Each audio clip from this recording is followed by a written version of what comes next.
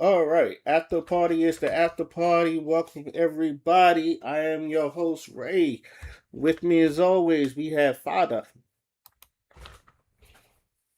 No bread, no water, just meat. Just me. And for those, don't worry. I'm gonna make sure we do a podcast sometime this week. I'm on vacation, so I'm gonna be try to push out as much content as I can on vacation. And first things first, Father. It's been a minute. How you been? Nigga, fuck this economy. That's how I've been. I've been on a motherfucking warpath. I'm not gonna hold. I've been on a motherfucking warpath. I've been reading. I've been watching. I've been observing. I've been like, you know what I'm saying? Like I barely be in the Discord now, if you notice, Yeah. because that's all I fucking do, bruh. I'm just fucking researching and just witnessing the bullshit that I'm witnessing, you know? But yeah, other than that, I've been cooling. Oh man. Shoot. Yeah. I'm not gonna lie. The I got a I got I don't know if I could call it a promotion, but the job I wanted I got, and but it's Yeah. in the same spot, but it's a different craft and it pays more. So I've been doing all these things to make sure I whatever I need to do, I make sure I transfer over. They've been keeping me busy, so hopefully, like if I do get this, it and I can also try to, you know, look. I was looking at an apartment, and hopefully I can move into that as well. So maybe I can uh, get more stuff done that way. So, but it's harder than I'm not gonna hold you. Like I agree with Father. Like this economy is really pressing on them motherfuckers. So, so which leads us to the video we are reacting to. That Father was like, we need to do a reaction after party to it, and I obliged. The That's the right. report shows that the That's the right median word, right? savings Obliged. for Yeah. Okay, and I obliged. And what he sent me, from the table with AO, remind me of the N1 AO. Anyway, one in two black households has less than $2,200 saved. Are you one of them? I ain't gonna hold you. I am. Yes. I am. Yes. Nigga, yes. I am. I'm not even gonna lie to y'all. Even with this promotion, I still don't have time to see. I tried. I really did though. But is I don't have you seen this Father, or are you just watching it blind like I I've am? seen 75% of it. Okay. All right, cool. So, all Because right, I was listening to it at work and I'm like, nah, this is we gotta react to this one. all right, cool. So, with that being said, we're just gonna jump right into it. So this is a blind watch for me. Okay, this is a blind watch. I guess he's doing this live. I guess so. This is a blind watch for me. He's watched 75% of it. So let's get to it. the report shows that the median savings for black men is only at $2,200. Bro, this is not the average, meaning half Oh yeah, of you us can have skip like the less. intro because I hate when they do this. I'm like, yeah, you can just skip the fucking intro. Like, let's just get into it. I hate when they be spoiling the motherfucking video in the beginning of the video. Okay. Let's see. Okay. I think it's better for us to know, and then we're able to possibly is this, or we think this is kind of what's happening. Nah, the data speaks for itself. And while it may not be the best that we could possibly hear, the best possible outcome that we could possibly hear, I think it's better for us to know, and then we're able to devise a plan, opposed to us just kind of wildering in the wind, if you will. Man, I love that. The report was alarming, but it also gave me hope for the message that we teach here at the Yeah. table. Yeah. It reminded me that we have a mission and that this is why we're doing it. I'm curious though for you, what is one thing that came back from your studying over a year, right? Yeah. Time that actually scared you a little bit for us? I think there were a couple things, but probably the most alarming aspect of it is, we live in a society, in my personal opinion, and what I say doesn't mean it's always right, but I feel like society, social media, and so forth try to pit black men against black women all the time. I be saying that every fucking day. And bro, it's to a point where like my algorithm on Facebook, and this is my fault, and I take blame for this because I'm cooking on it like a dumbass. It's like every time I'm hearing some black woman talk bad about black men, and then there's black men talking bad about black women, and it's just like everybody is tearing each other down, and then you get into the comment section, they're tearing each other down, and I'm like, it's so bad that the last video I replied to, it was fucking AI. It was like it was an AI woman, and I was just It's like like, AI video. Yeah. yeah, it was an AI video, and I'm like, okay, this is getting ridiculous to where it's just like, and everybody's regurgitating the same shit. And right now I've been saying this. I'm to a point where okay, we've heard all the problems. Where's the solutions? But it seems like no one wants to have a solution. We just want to fight each other, and that's really bad. So you got anything to say, Father? Um, nah, I definitely feel you. I think it's a psyop, me personally. You feeling what I'm saying? It's a Yeah. psyop for black people constantly just bicker so that our objective is not to nation build or to, you know what I'm saying, come together and build institutions. Because you can only have institutions with both men and women. You feel what I'm saying? The family is an institution. Man, woman, child, that's an institution. Right? So I feel like that's the play. They want black men to constantly look at the black woman as if all she does is nag and complain and want to compete with us. And the women are looking at us like, you're like, you not no real nigga. Like, look at all these other races of men that got money and you a broke ass nigga driving the bus. You know? So I think it's a psyop, bro. I agree with you. With that being said, let's get back into the video.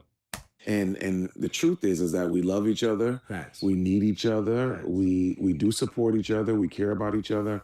So when the State of Economic Black Women and Girls came out earlier this year or last year, I can't remember exactly when the report came out, it was alarming to say the least.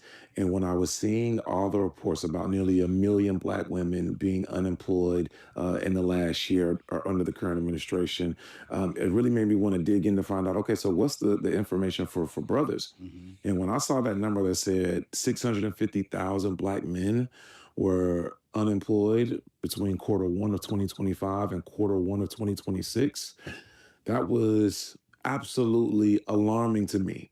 When I saw that report come back and it said African Americans were reading at a 17% proficiency rate in the fourth grade, that was mind boggling to me.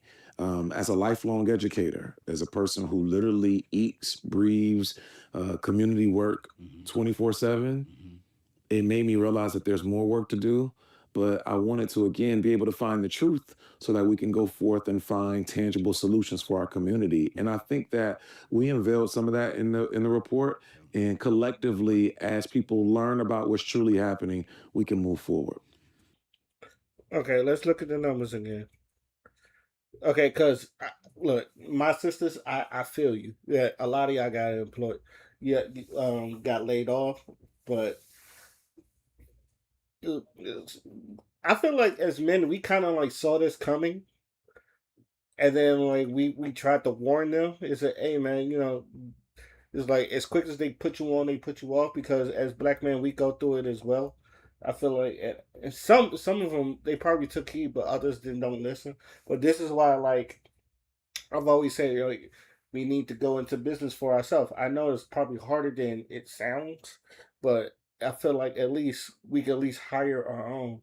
instead of just depending on the black man, or not, excuse me, depending on the white man to give us jobs. Like, don't get me wrong, I didn't have a problem with DEI. I didn't like because again, we need to make money, but I also feel like if like I said, the quick they put us on, well, they say first one hired, last one hired, first one fired, and it's always usually happened to us. It's like we always get the brunt end of it. So I just feel like if we banking on these businesses, why aren't we hiring all these people? But yeah, this is a lot to hear. So the the reading proficiency thing, I'm actually not surprised because I don't know about you. I've been seeing these TikToks, and I don't know. You probably seen it. The guy he goes around and he tells people to read these words. Oh my God, I be getting secondhand embarrassment from these niggas, bro. Mm. And it's like, Oh, and some of them, they're not just like dumb kids. They're like people that actually go to school. There was one girl. She's like she got a degree or some shit like that. Now, granted, she was drunk, but it was still bad that she was just like mispronouncing words or like they were looking at her like, damn, you done made these words up. I was like, no, no, these are real words. No, go ahead, Father. yeah. It's so yeah. Let's tackle the first one. 650,000 black men unemployed Q1 2025 to Q1 2026. It's funny because August of 2025 I was laid off for the third time. Damn. You feeling what I'm saying? For the very third time. And it just makes me realize that, yo, this shit is fucking. How can I, like, this is bullshit, to be honest with you. You know? Like, shout out to all the men, getting jobs and shit like that. Shout out to you about, getting a promotion and, moving up and shit like that. So it's definitely still possible. But I think you and I can both admit that we shouldn't have to be jumping through all these motherfucking hurdles just to get some decent shit. So I look at this figure and I'm like, I think it is a result of the system failing us. I hate this narrative that we just supposed to endure and survive and we gotta hustle and grind and shit like that. Why can't we create systems that serve us? Why do we contribute to a system that constantly steals from us? You feeling what I'm saying? And they've been stealing from us even since before this country became a country. So I see this and I'm like, yeah, this is the result, right? And they don't even talk about, and remember, they define unemployment as you're not working, but you're looking, right? But what about the people who don't have a job and are not looking? They don't count those because then the fucking number would, go upward even more. So yeah, like the unemployment thing, I think that it's a sign of failure on the system's part. The 17% reading proficiency, bro. Have you seen some of the schools that our kids be in, bro? Yeah. Like, oh man. I'm gonna let you finish. I'm gonna let you finish. Go ahead. And I'm just, yeah, and I'm just like, bro, that doesn't surprise me at all because of two issues. Number one, we don't have a culture of literacy, and number two, the parents are always motherfucking working, so they don't really have the energy to, you know what I'm saying, like be constantly active in making sure their child reads. You know what I'm saying? That has to be an investment. Like, gone are the days where a lot of parents used to read to their children, and then when they get to a certain age, they have the children read back to them. You know what I'm saying? To build that literacy, to build that foundation to where they can not only just hear what they're reading, but to comprehend what they're reading. because reading comprehension is to the toilet. You will say, I like waffles, and then somebody be like, so you hate pancakes? That's the world we live in right now. Because these niggas don't be comprehending shit. They just hear something and then react. But it takes intention to comprehend what you're reading. And I just feel like we don't really push that as a culture. It's not just about literacy, it's about comprehension. Do you actually understand what is being said to you? And I'm going to leave it there. Also, hello, Material Lab. International B in the building. Hey, Father. International B, what's good? You doing good in yourself, Ray? I'm doing well. Are you calling her international because she out the country? I always call her No, international. She know. I always call Oh. her international B. I've been it's because I like to travel a lot yeah. out the country. I would love to travel too. Shit. I just haven't called her that. I anymore. 100. I agree, Father. Thank you. Okay. First off, B, how you doing, B? I'm doing good. Okay. And How? the after party in this after party we're reacting to father centers is about 1 in 2 black households has less than $2,200 saved. Are you one of them? So B, you don't have to withhold information, but do you have at least $2,200 saved? Yeah, like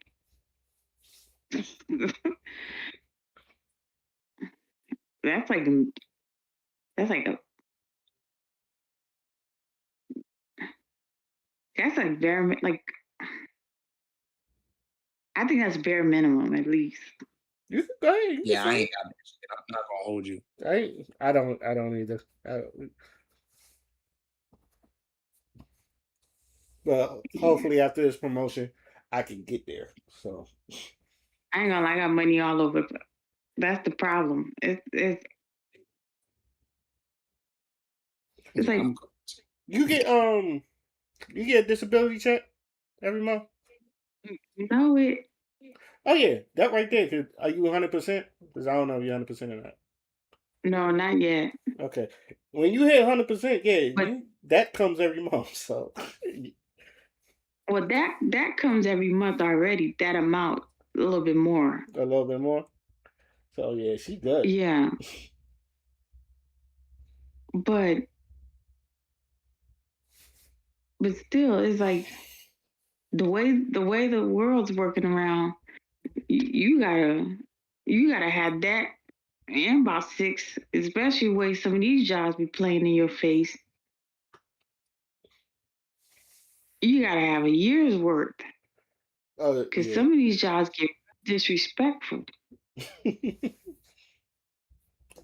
Oh yeah.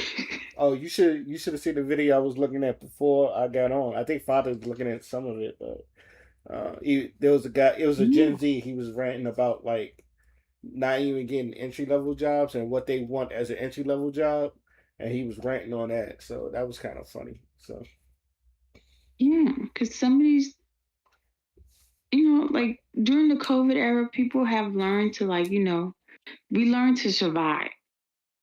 Well, Black people have learned to survive their whole life. Their whole life, we have learned to survive. And sometimes we, forget that we know how to survive. And so sometimes you allow jobs to disrespect you, treat you like trash, in the fear of because you need them. But some of these jobs have wild out too long. And because, most people be living paycheck to paycheck, you can't just walk up and say, yeah, you got it. So they wild out a little bit because they can. But during COVID, they couldn't because people was walking out. People was quitting left and right. Because, people, they was finding other jobs left and right.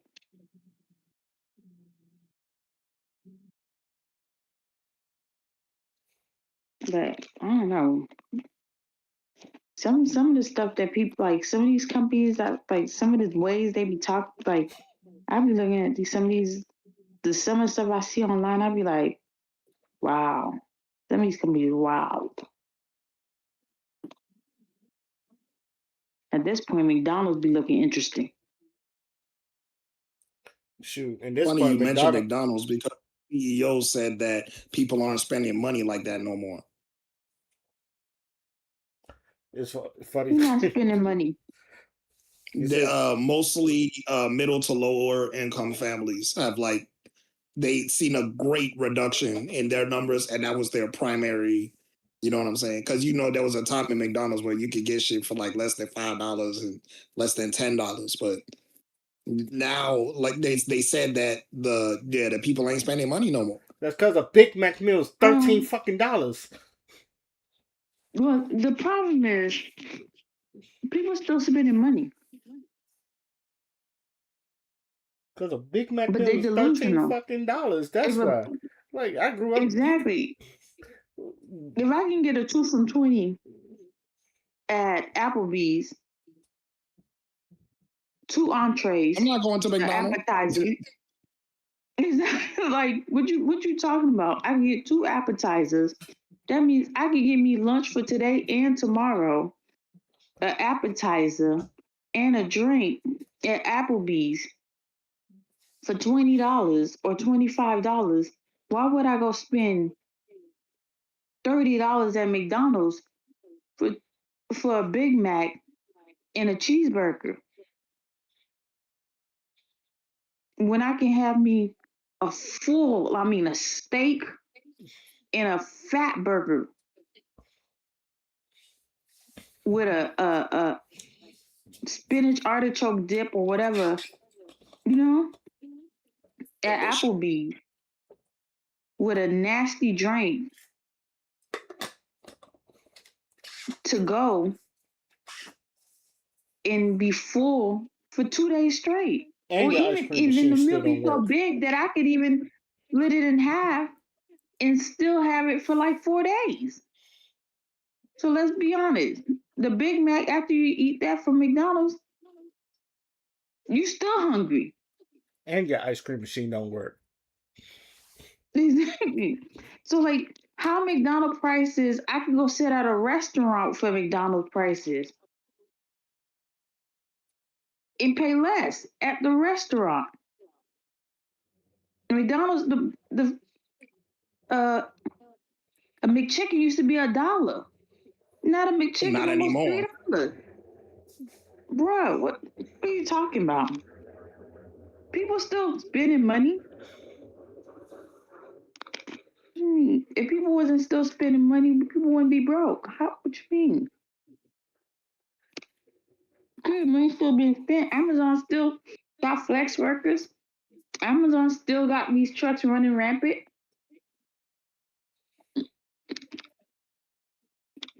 Fuck out of here. People still. The economy is declining, though. That is a fact. It ain't declining. People still. Oh no, it is absolutely declining. That's not even up for debate. Even Donald Trump himself said he don't care that the economy is declining. He didn't debunk it. He said he didn't care. Just because it may be declining in one place, it's inclining in other places. Nah, this is nationwide. This is the U.S. We're 40 trillion in debt. That's the national When debt. have we not been in debt? We cannot pay that back. Not that bad. When have we ever been able to pay it back? Not this bad though. Many times. Just not in modern times. We owe everybody. We have never been able to pay any of the debt back. No, we have, because the United States have been in surpluses before. Having a surplus means that after you make your debt payments, you have money left. If the United States So, historically have been in a surplus, then that means that we were able to manage and pay our debts. But now we can't.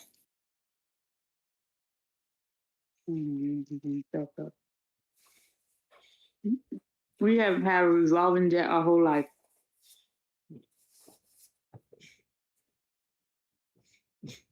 Well, let's get back. All right, let's get back into the video.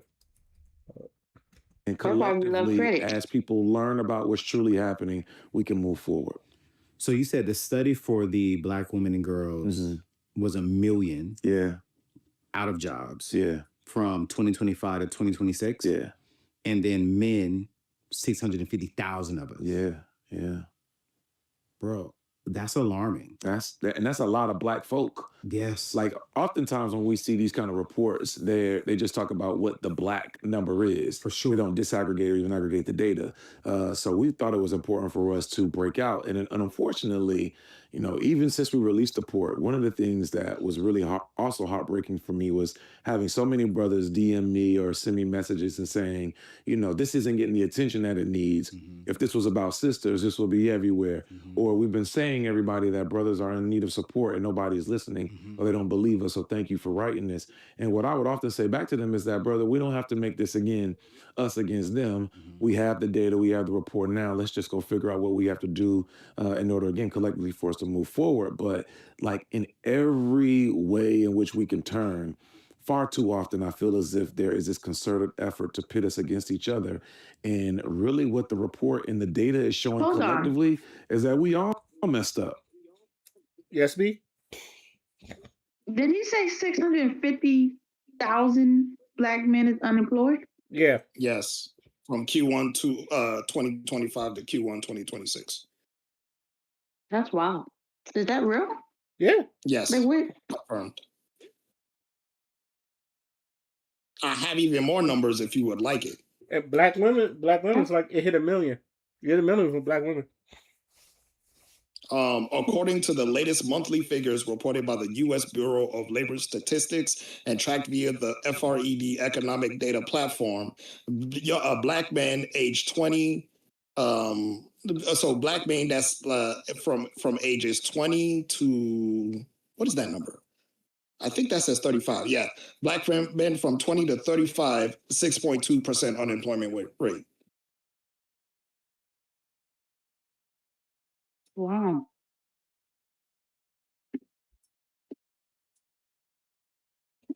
And that was in July, by the way. This report came out July 2026. So last month. As of last month, 6.2. That's a lot. Yeah. Well, it looks like a lot. But when you compare it to like the whole world, that's a little. But like, that's still a lot. Oh shit, don't go to South Africa. Woo. Man, what's going on? 1 million ladies? Black ladies? Like, what's going on? The Like you economy's said, declining. Trump don't care about the decline in the economy. And they want to build more data centers. The fuck out of here. But where's all these unemployed people at? They're right in front of you, actually. I'm about to say, in I a see city them near every you. day. Yeah, you see them every single day. I don't be outside. Go outside, B. Yeah. I mean, yeah, but they out here though. You know what I'm saying? And I bet you a lot of them is still going to parties. A lot of them is still living life. You know. But you got to remember how we define unemployment in America is without a job but actively looking. But the people without a job and not looking, they don't count those.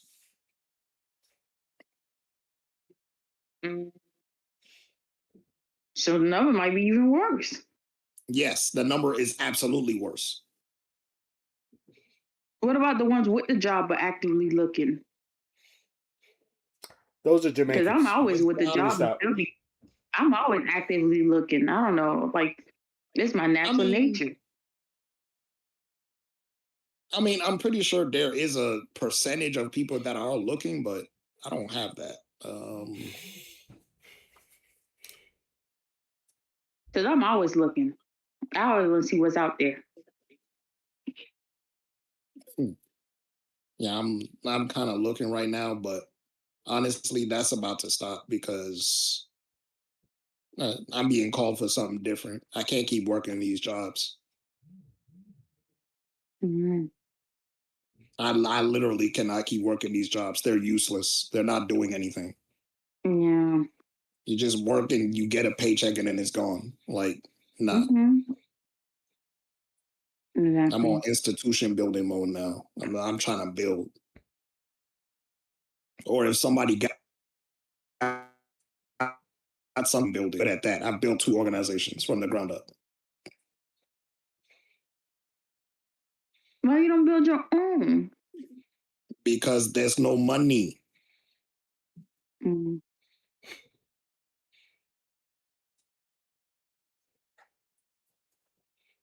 Oh yeah.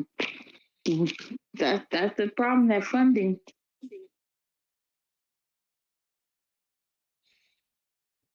And it's not even me trying to like make an excuse like, yeah, there's legit no money. This shit is bad out here. I don't even want to sell crack. Yeah, I'm about to sell crack. Yeah. Go Yeah. ahead, play the video. Yeah. But like it ain't no the sisters are even more messed up. This isn't the oppression Olympics. Mm-hmm. We all need some help. We all need some support. So let's figure out again what we can do to be targeted to help each other collectively. So By the way, I've also been saying that because there's this ongoing thing where as if you don't believe this or no, but you always hear that saying black people at the bottom of the totem pole. And for some reason, like if we're both at the bottom, one always complains about how we're worse or how we're more at the bottom than the other gender. And I always say it doesn't matter. We're both at the bottom. Why we Hmm. is like what is the point of trying to complain about you being more bottom than the other person? We're both at the bottom. We both need to climb up. So instead of worrying about who's more at the bottom, how about we worry about how do we get each other out this bottom? And this is the stuff that I was talking about before, like the stupid arguments or some of the fights that or some of the arguments or some of the gender debates or some of the anything that we see on the internet is get real stupid to where we're not solving problems. We're just creating more problems. I don't. It's like I said, we're both at the bottom. It's not a competition who could be at the bottom worse because that's going to get us nowhere. How do we push each other up to get ourselves out that bottom? We. It's obvious we need. Yeah. It's obvious we need each other. There's no reason for us to just keep fighting with this. So I just, I just wanted to say that. what is something with that report? Because it's like not with that report, with that particular situation. 1 million ladies, black ladies out of a job. Mm-hmm. 650,000 black men out of a job. Yeah. In my book that's coming out here within a week or so, and Stop Living Paycheck to Paycheck, we reveal that a study came out and revealed that nearly 68% of all people live in paycheck to paycheck. But also within that study, it revealed that African American males, when we die, we will not leave an inheritance to our children's children. We're only going to leave them with an insurance policy that is only enough to take care of part of the bills. Wow. And the bills typically Mhm. means not even a full funeral. Wow. So when you look at your study that you and your organization put out together, what can we do as a couple? Because and we're brothers, man. We're brothers. And I love how you said the world tends to put us against each other, right? Yeah. Yeah. But it's like social media says that a woman shouldn't work and a man should do all the work Yeah. and carry the load. But I'm curious, man, with these numbers, Yeah. It seems like we need each No, other. we both better work. We both better be working. And I think that we have to be okay with understanding that we're in a different society and a different time now. The new norms in terms of doing what works best for you and your household still have to be established Yeah. in the foundation of what you're developing. Yeah. But we currently see the data showing, not innuendo, not social media, not what we're talking about and maybe thinking what's happening. The data is showing that we collectively have to be working together, Yeah. whether that means from a financial sense or you taking care of the household and maybe picking up an odd job because more than likely we need the income, or the brother maybe staying back and taking care of the household and supporting the sister. But we need each other in a wide variety of different ways to be able for our families to be sustained. Like this isn't just about, what we think should happen. The report shows that the median savings for black men is only at $2,200. Bro. You know what I mean? $2,200. A life emergency happens. That's not enough to cover a funeral. No. That's not enough to cover medical expenses. No. That may or may not be enough to cover a car repair. So again, you can't tell me that we both don't need each other because society is really pushing both of us out. And the data is showing how, again, like I'm not a sister. Yeah. So I can't speak to exactly what sisters need. Yeah. But I can speak to brothers. And brother, you got to figure out a way to be able to be sustained Yeah. and then how to thrive even in the midst of this chaos. Yeah. So I'm asking both of y'all, as y'all see the numbers, y'all hear this stuff going about. Now you would think when you hear this, both men and women should be like, okay, then if that's the case, then we need to work together and try to get our finances straight and then help each other with our finances. But it seems like it's not happening. What do y'all think is the reason why that is not happening right now?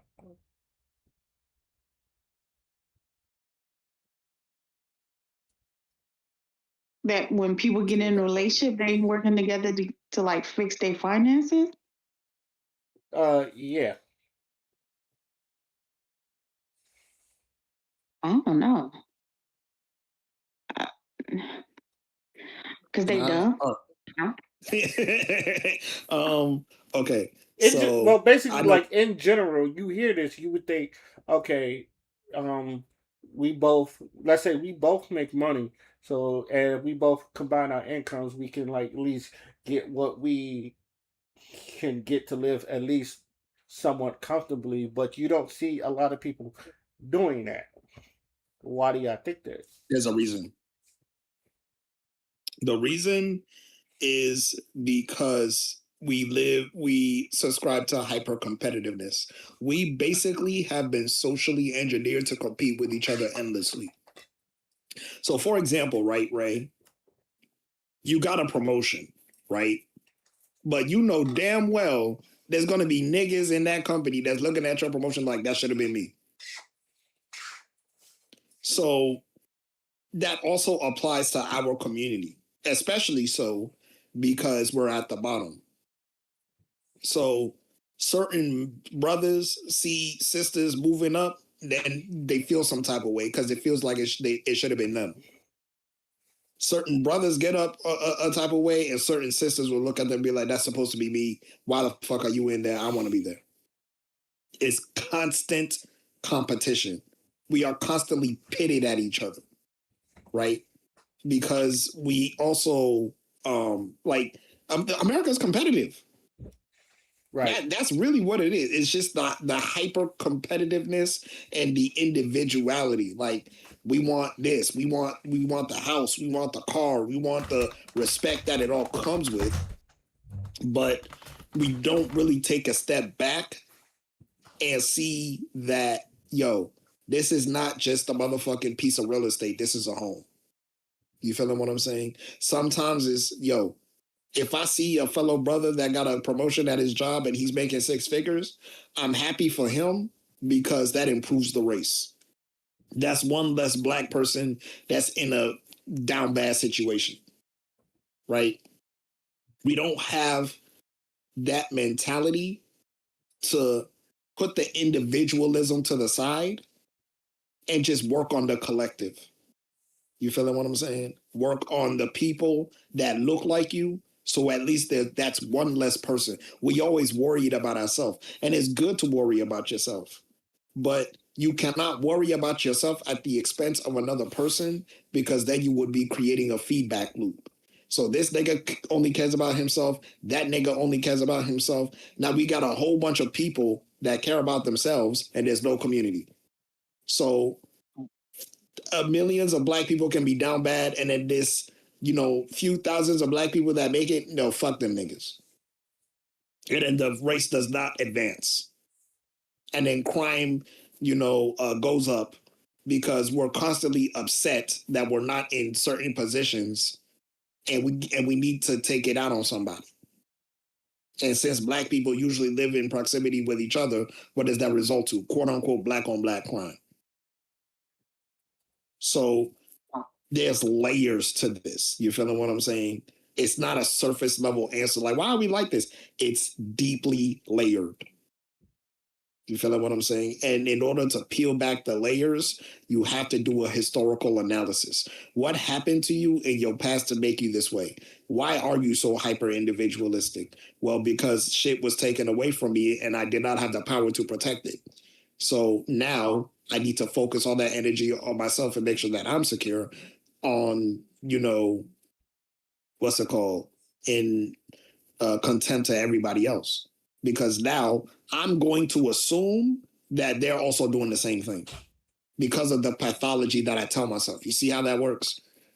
When you tell yourself that you are the only person that can provide a certain lifestyle to you, everybody else just becomes a means to an end. And when you have that kind of mentality, you will mistake help for helplessness. So you'll see somebody getting help and then you think, oh, well, this nigga just sucked and he need help. It's like, no, it's not that. We are a race. We are a community. It's not just you here. It's a whole bunch of us here. If you're the only one that got money and everyone else don't got it like that, what's the point? But yeah, that's why I think so. I'm sorry. If a man is married to a woman and y'all are supposed to be a unit, right? Mm-hmm. It just don't make no sense. If the man is paying, let's say, okay, y'all both work, right? Let's say you marry, this man marries a woman that she has no ambition to work, or whatever the case may be. And she comes in with that, he comes in with that, and y'all buy a house or y'all renting it out, and y'all have this massive pile of debt that y'all need to bring down, and y'all go and y'all get yourself a 2,000, mind you only make, let's say $4,000, right? A month. And then you get you a $2,000 rent, like make it make sense. And you only have $2,000 left. That means you got to put everything into this $2,000. That means groceries, utilities, all that extra stuff into the remaining month for that $2,000. Just don't make no sense. And if she can't see that, okay, we might need to scale down. Let's go down to let's see if we can find a $1,200 apartment so that we can, start breaking down these debt that we have. We don't need to spend money on all these. Let's just work on focusing on breaking down our debt until we're debt free. Or how about you get a little part-time job, do something so that you can bring in some income so y'all can break it down. Then he a damn fool too. Two big ass fools together. Because it just makes zero sense that both of y'all together and she doesn't work and you over there trying to live like the Joneses and y'all just piling on more debt. Every year, just add on more debt to the point where now y'all both look stupid and can't breathe. Or y'all do something. If he's going to be paying all the bills and she gets a second job, then how about the second job focus on clearing all of y'all debt so that y'all can be free? Just make it make sense. Then y'all can use that money, that second money, so that y'all can eventually Once y'all free, then y'all can, let's say if y'all want to travel or y'all want to get investment property or y'all want to do something better with y'allself or, do something so y'all can eventually be able to like breathe. If y'all don't want to work until y'all 67, then y'all don't have to work till y'all 67. But if you married a fool and then now you complaining because you 67 and still having to work, that was your fault.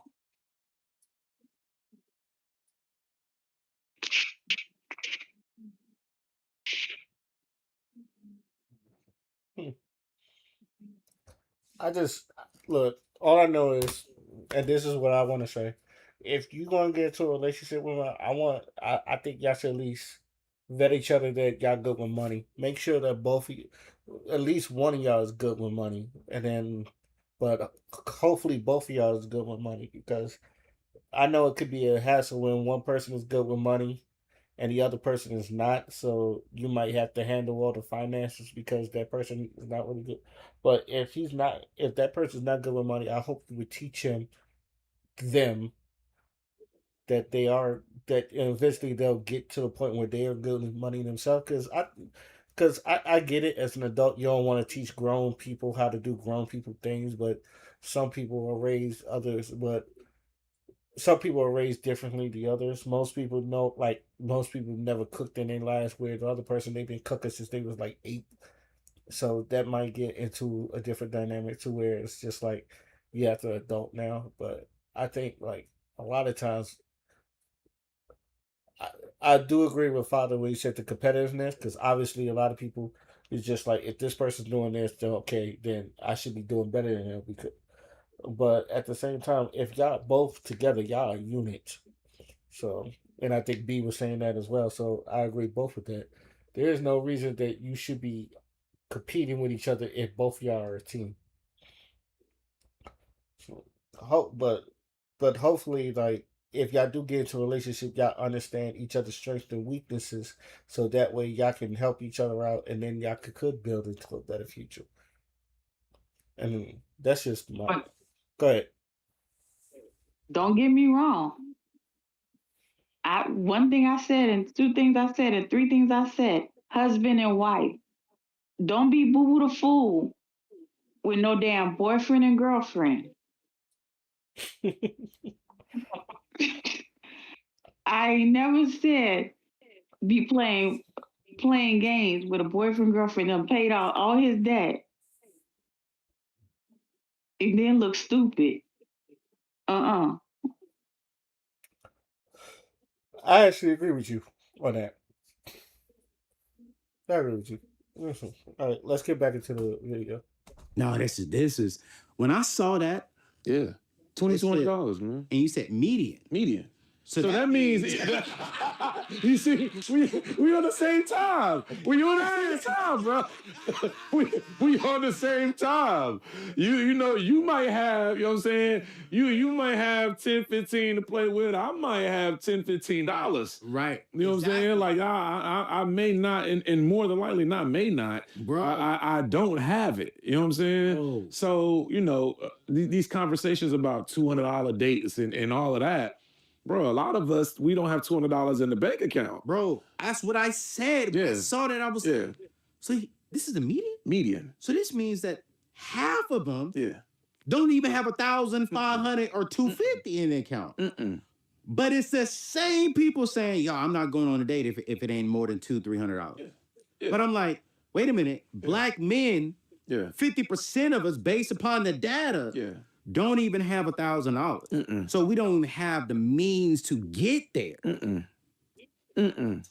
Mm-mm. And then, this talk about entrepreneurship, this talk about being your own boss, this talk about like educational attainment and whatnot. The data shows that too is very troubling. I mean, there's a lack of access to pathways to pipeline jobs, a lack of access to trade schools. I know you got some more questions, bro. I ain't gonna. No, but we can yeah, jump around yeah. because you just brought up something. Listen, family, if your savings account is earning less than 1%, you're literally donating money back to the bank. You see, traditional savings accounts are paying pennies, while high yield savings accounts are It's paying also dollars. in the And location the of where gap these is people are at. You can let this play. Ray, costing it's you an ad, real wealth. Every single bank but like you charges can still. $500 But pocket. yeah, I No extra agree. work, no risk, 4 minutes Because on free when it stuff comes store. to like Visit Anthony um for freedoms. Go to like you trade get the game. school, and it comes to like certain like situations, I think there's depending on what location you're at, there's a lot more access. Yes. Because certain areas where it is a little bit more congested, like let's say Florida, it's gonna be a little harder because there's a lot of people there. New York is gonna be a little harder. Atlanta is gonna be a little harder. California is gonna be a little harder. I ain't even gonna lie. Even DC gonna be a little harder. Like yeah. Washington DC is gonna be a little harder. Yep. Yep. But now if you take a look them little country bumpkin towns,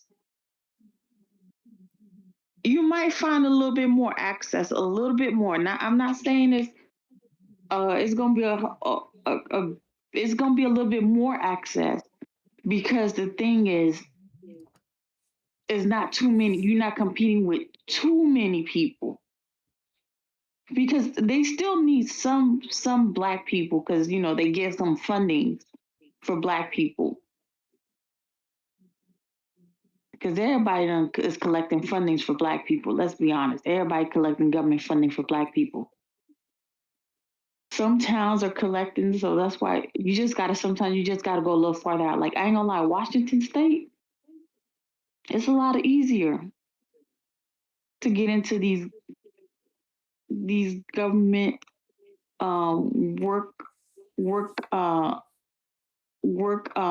workshops that pay for you to go to school, pay for you to get into like trade programs. It's a lot easier. They begging you to go to get into these programs. I'm not even gonna lie. Texas, they begging also. They begging here also. I'm not even gonna pretend. They even starting at 16 years old. They even ask you to quit high school to get into it, which I don't even understand that concept. So I also think it's just the area. Places that have a bigger margin of black people, it's too congested, it's too much. But also some black people aren't comfortable or want to move in these areas that's where it's like the percentage of their kind is not that high. I'm not saying go to Wyoming, But go to but I'm Wyoming. also saying go to Wyoming. Yeah, but go to Wyoming. But go to Wyoming. But it's the truth. I'm not saying go there, but I'm saying go there. Sometimes you just got to do it. Get your foot in the door. Get situated. Oh no, I agree with you. There's people that can't live in California, so they go to Arizona, and Arizona's like right next to California. There's a lot of people that said that. They said they can't live. There's some people, and I think we was looking at that at one time. Like they can't Some live. people go up to Jersey.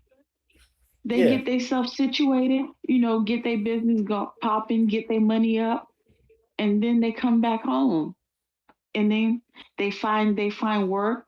They sometimes it's hard to be able to like get the internships or get the start. People be like, oh, you need 4 years of like, what's that thing called? What's that thing when you first get a job? Like, you need 4 years of like experience.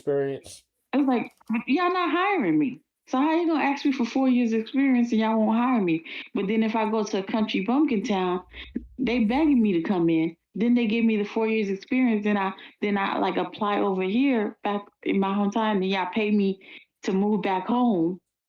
Y'all move me back home, pay me this crazy amount of money.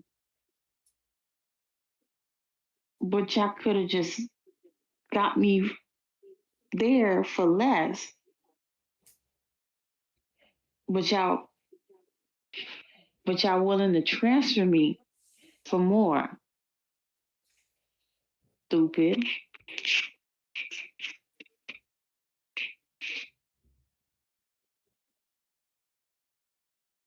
Okay. All right. Let's get back into the video. A whole lot longer than me. Yeah, we ain't gonna hold that against you. Shout out to the Panthers. You know, Hell State over here, VSU, but you know, shout out to President Lucas. Hakeem is my man. I got love for President Lucas. Everybody over there. Now, you know, we like No, to joke. we For all those who love. aren't aware, Virginia Union and Virginia State Yeah. are rivals, but they're really family, man. We can talk trash about each other, but we ain't gonna let you say nothing else about neither one of them. And you know the story there in itself of the history of Virginia Union University in Lumpkin's jail, and you know this sister who was able to use her prowess Facts. to be able to get this school to open, and the rich history and lineage of the institution means a great deal, you know. And same with Virginia State University, the first public HBCU Yep. in the Commonwealth of Virginia. Our two institutions are tied at the hip, so you know we have a duty and responsibility to train our young folks up. And I want to ask you about that. Being in your seat this long, coming through this study, Yeah. would you say to that parent watching right now, forcing them into a 4-year university is the wisest thing for them to Yes. Okay, Yes. awesome. I would say that, you know, when I looked at the study, the thing that probably broke my heart the most, Mhm. and the thing that I didn't believe was true, but the facts and the data is the data. Black males only represent nearly 26% of the population In at colleges or HBCUs HBCU? across the country. Wow. For PWIs, the number is roughly 28, 29%.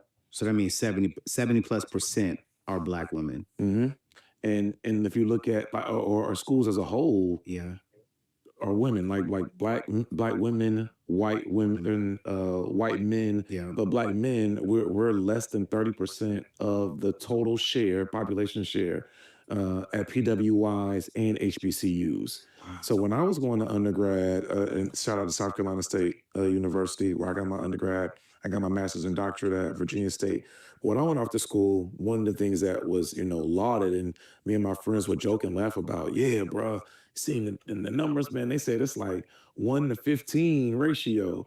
Every one brother is 15 girls. You thinking that's cool, but as I've gotten older, That ain't cool. bro, that's not cool at all. Sure. Do y'all think that matters? What specifically? Like black more, because I guess what they said is because we're not getting these black men mostly, because I know black women are getting their degrees, but mostly like black men not really going to college and getting their degrees and getting these jobs.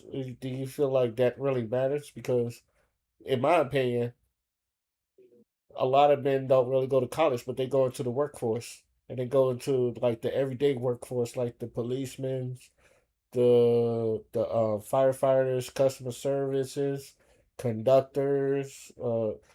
They get most jobs like that where it's just like if you work there for like 20, 30 years, you get benefits out of it. So I feel like does that really matter? Yeah, okay, I hear what you're saying. Okay. So I feel like it's conditional, right? I feel like it only matters if if when black men go to work and get a job, what job are they doing that's having a direct impact on the community is basically what I'm trying to say. Like there's that aspect to it, and then there's also just black men that just, I need money, I got bills to pay, I'll take whatever. And I think that's dangerous, Ray. I think that's actually what's fucking black men up. For example, right? I'm You listening. remember how you asked you remember how you asked me about if, because there was that black person that was that was working for ICE, and then you had asked me like, do you think that he should be dragged because he's working for ICE? And the answer is yes, he should be dragged, because we all know what ICE, you know what I'm saying, has been doing in the United States. The news articles are there, the footage is there. I don't even need to elaborate. Yep. So for you to willingly put yourself in that position where these niggas are now paying you, you've sold out. Because those people do not have a history of caring about what harm they are doing to actual citizens in the country. 2 American citizens died. You feel what I'm saying? Yeah. Well, in those 2 instances where it happened, where it was uh, broadcasted by the media. So it matters, but the impact of what exactly it is that you're doing also matters as well. I hate this advice. Well, just get a job. Any job will do. No, not any job will do. There's certain jobs you shouldn't do. There's certain jobs that shouldn't exist. If you ask me, there's just certain jobs that you take the job and your soul is gone. I've been there. Walmart. You feel what I'm saying? Walmart.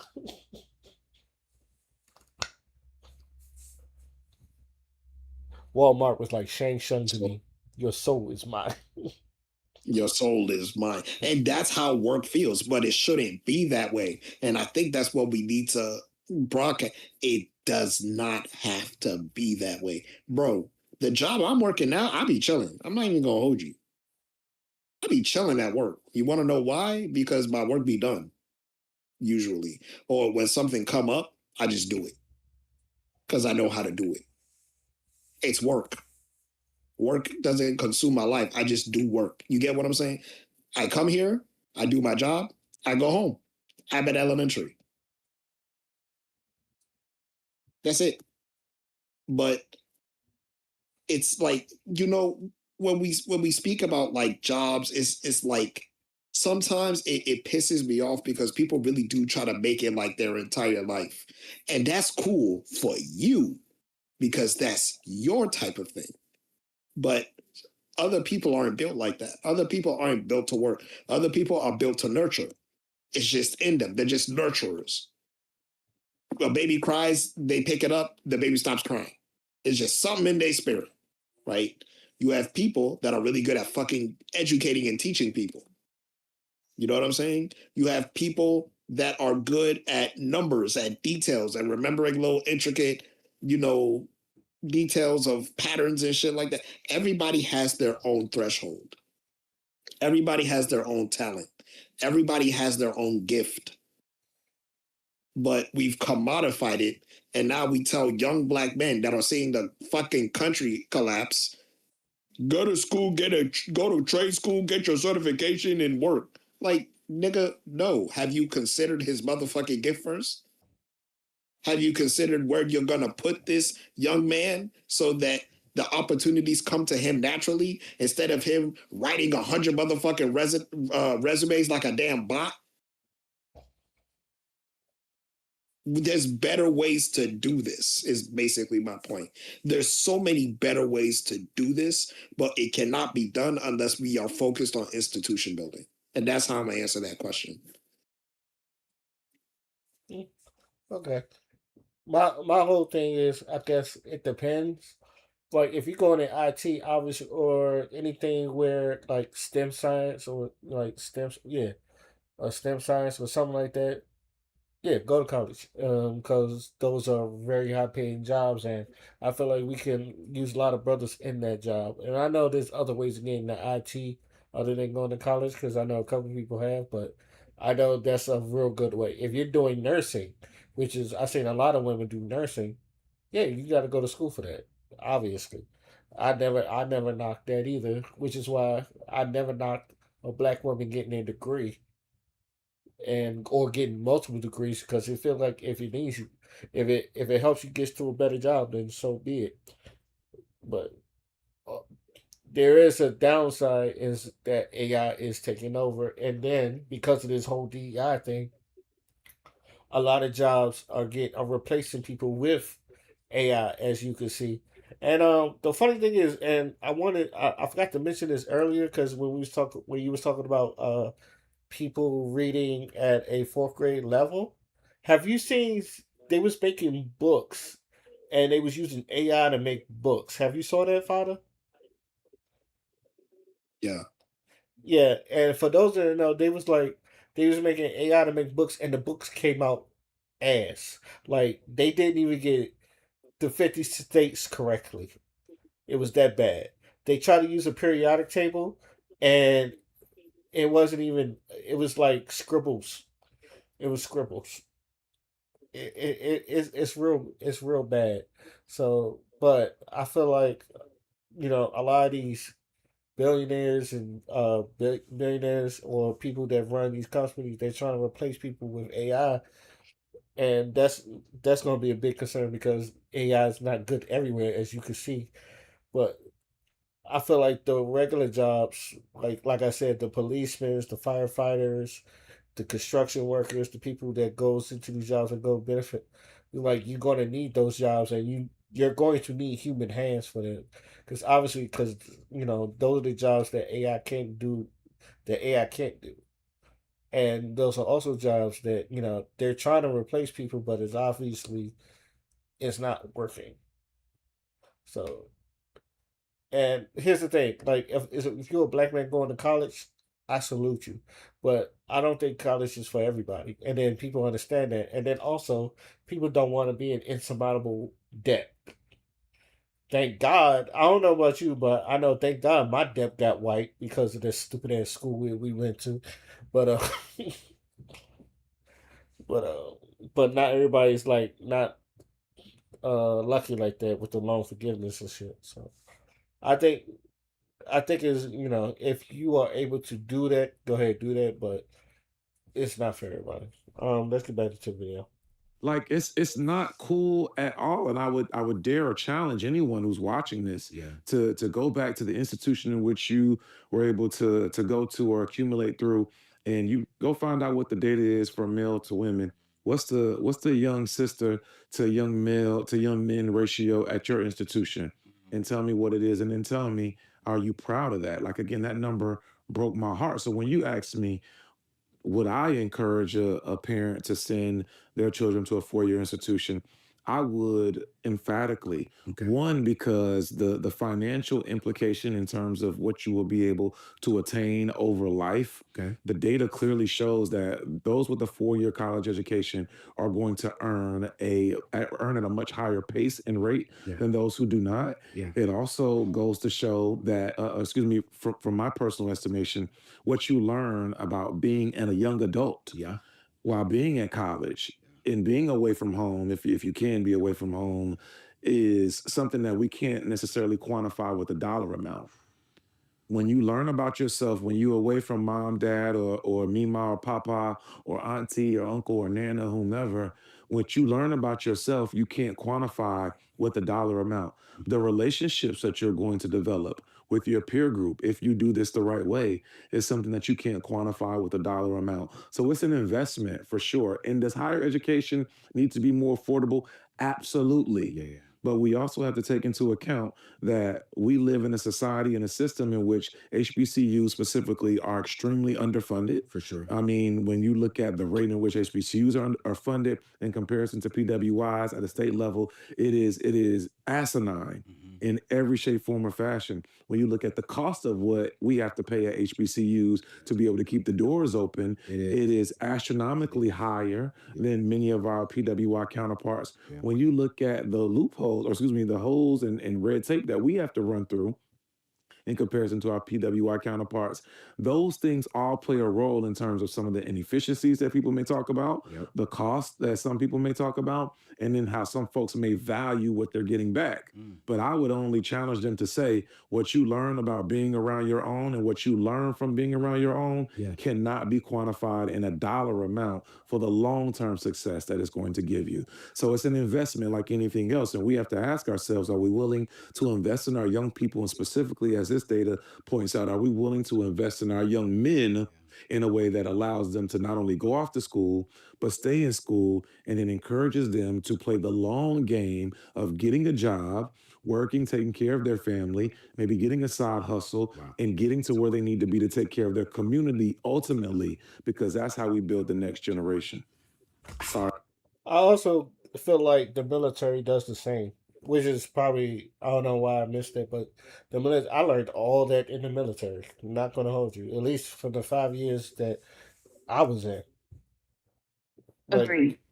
you can learn all that in the military, especially in A school when I was learning my fucking job and yet still had a social life to where you know we had food on base. We had a club on base. We had places to hang out on bases. Um, we had I'm independent. yeah, you know, Learn how to pay my bills. learn how to pay your bills. They teach you finances, especially in the military. They teach you finances. You don't have to get a house. You can just live on a boat. You're on a boat. Mhm. You're on there by yourself. Manage your money. If not, you can still get an education through the military, which is what a lot of women did. And And, men. and men, but I'm not gonna hold you. I know men did. I saw in my time on the Truman. I saw mostly women there. It was like most. It was like mostly women there because I think a lot of them.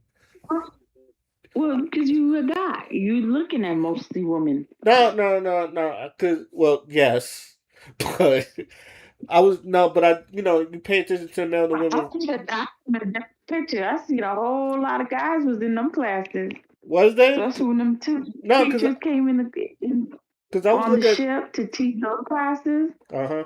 It was a whole lot of guys in them classes because they was trying to use it for the evals. They was using it so they could advance their careers. Were they using it for the advancing careers inside the because what I was seeing was a lot of because there was a lot of women that was just using it to get better jobs outside of the military because there was a lot of people that they'll use that and then they use their education and then whatever they was using their education in they get it for outside work because that's what I said. It was mostly women there because they was using because if they said they was doing 4 years, they was gonna be doing their 4 years plus the reserve shit. But they was going to be doing their 4 years, get out, and then go to college. And I know that's what I know a couple women that said I'm just doing this so they could pay for my college and then just go to college and shit. So now I'm pretty sure there was men there, but most of the time I see a lot of women enrolling in that. But yeah, Oh no, like in the shop that I was in, uh huh. my LPO which was a white guy. He had all of us in school. We all went to the same school. On the We Truman? all went to the same school. Yeah, on Truman. On the Truman? You remember the white guy, the white Eminem looking guy, Yeah, the skinny one yeah, I that remember. ended up dying. Oh, Uh, oh yeah, shit, damn. yeah, but he had all of us go to the same school. He had us all sign up for the same curriculum. We was all taking the same classes. Um, and we was paying. We did FAFSA, TA. Like, he was not playing. He was like, everybody gonna come out of here with an associate's degree, a bachelor's degree. That man was not playing because at the end of the day, it works towards the evaluations.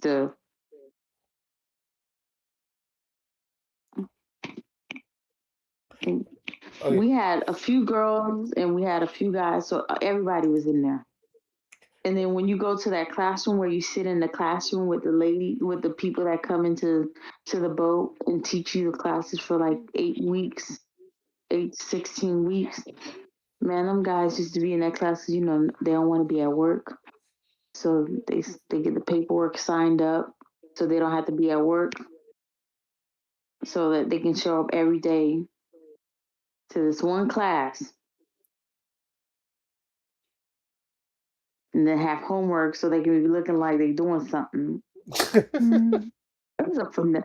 Like, it was all a finesse. and then it counts for a credit, so you can always submit it for something. So whatever school you go to, you just let them know you took these classes, and it was like basic core classes. I wish my fucking division did that shit. Man, hell no. Y'all was they were slaving y'all. They wouldn't let y'all do that.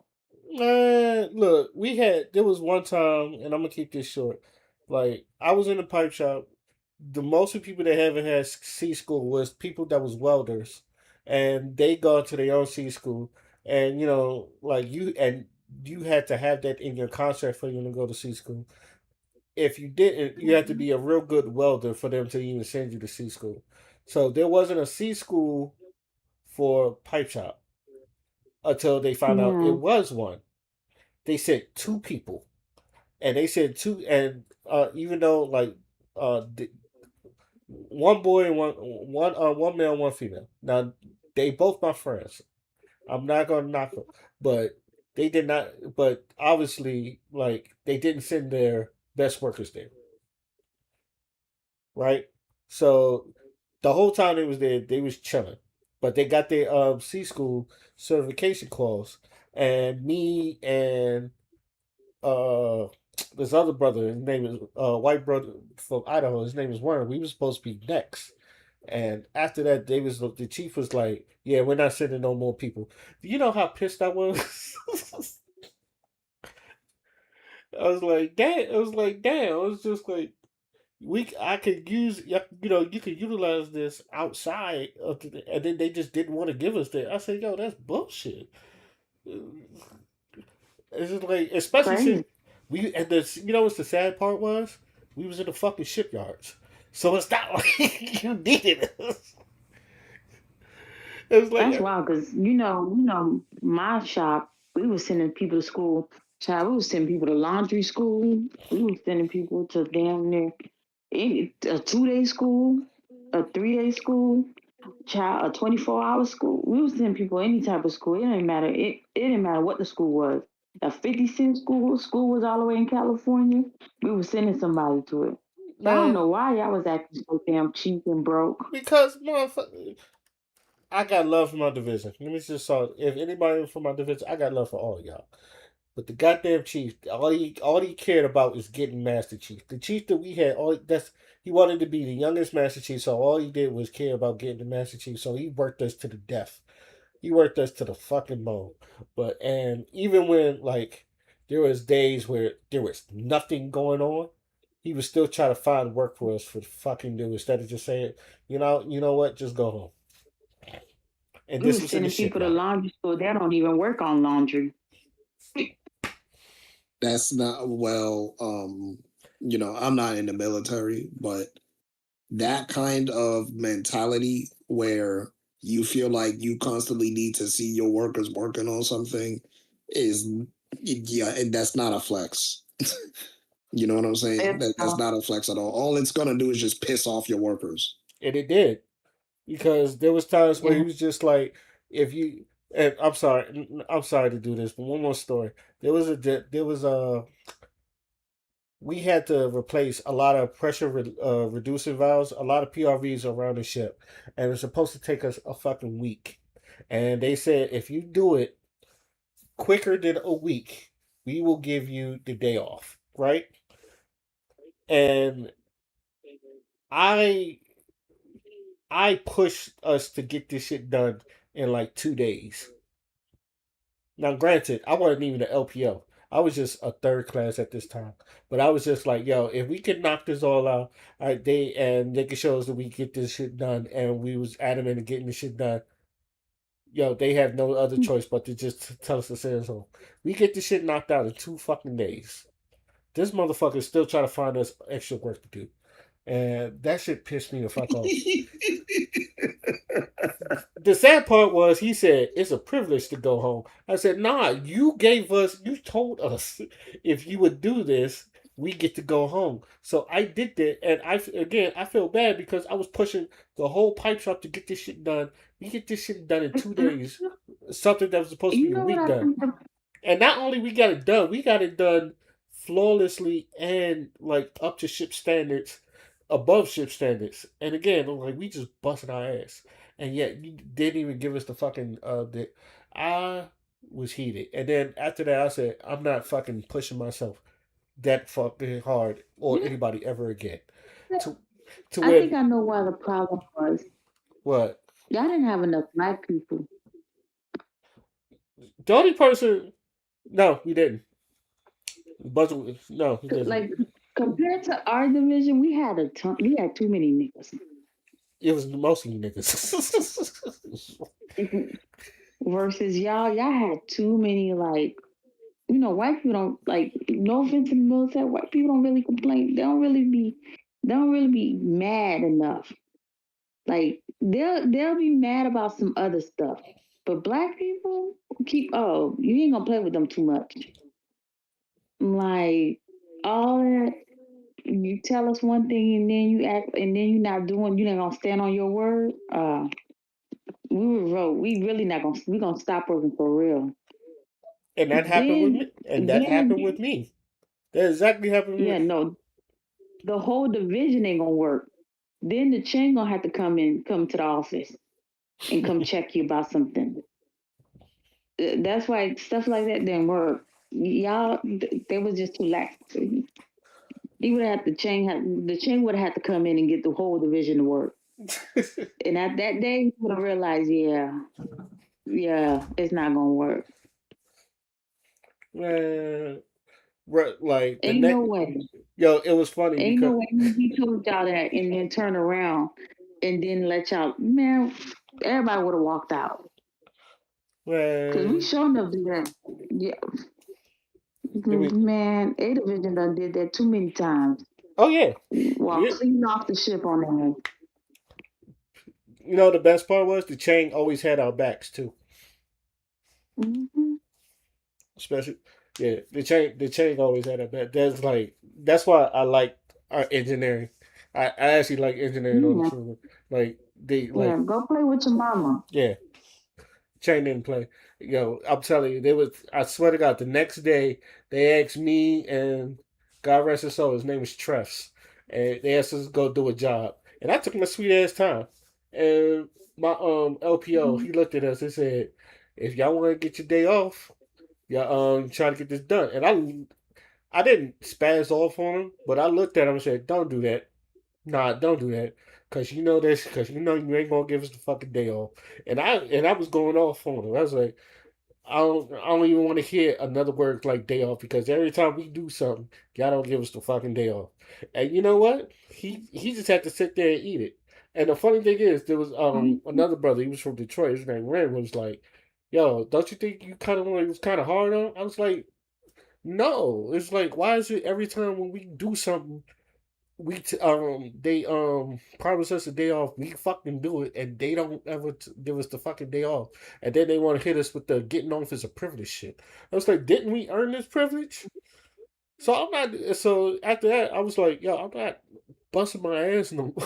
I'm not busting my ass no more for 'em because it's not worth it.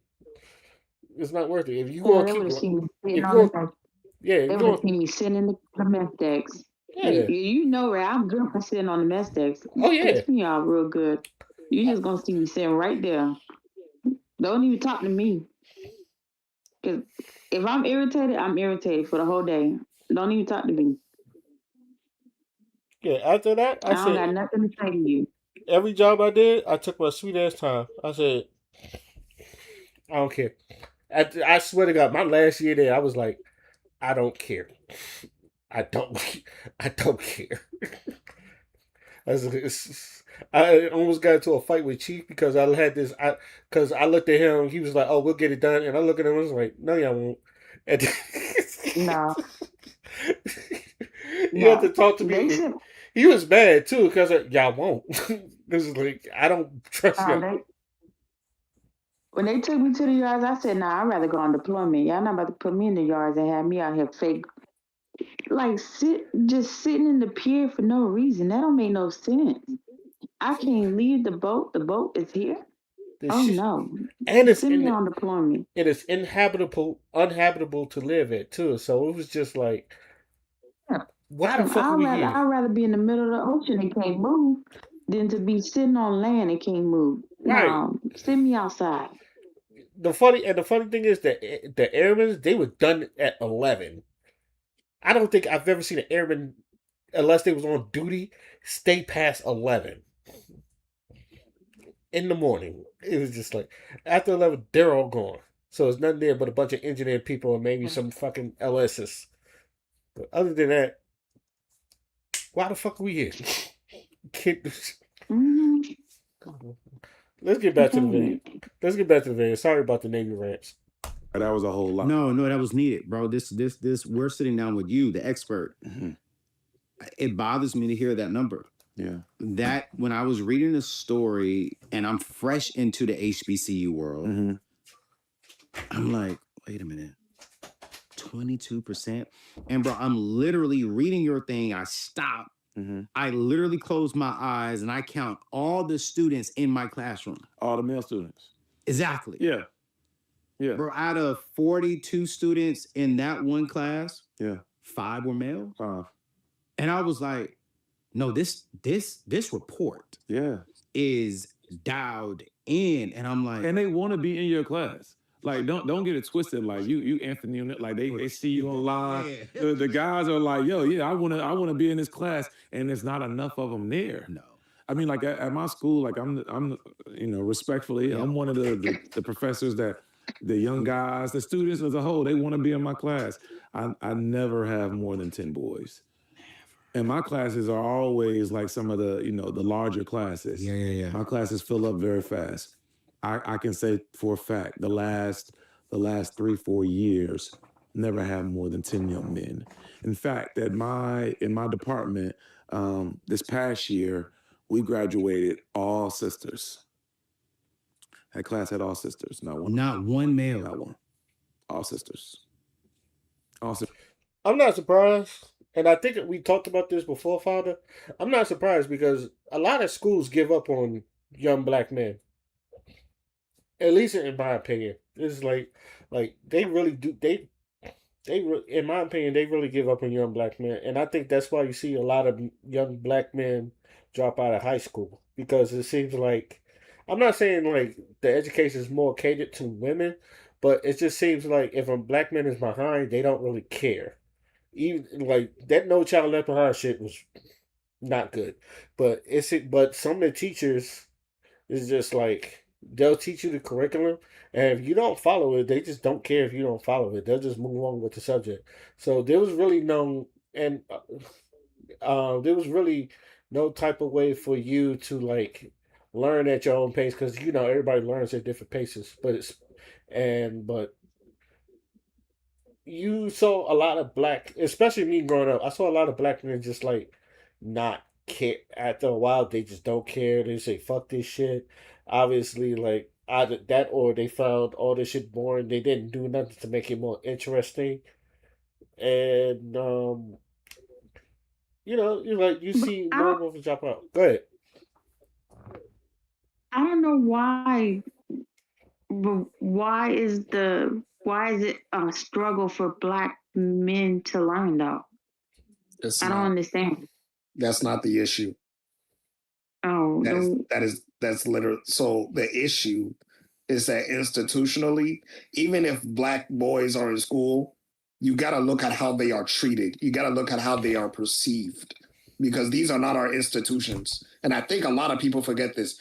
When we go to fucking school, that's not ours. It's not made by the black community. It's made by them. So their standard of judgment is going to be different from our cultural standard of judgment.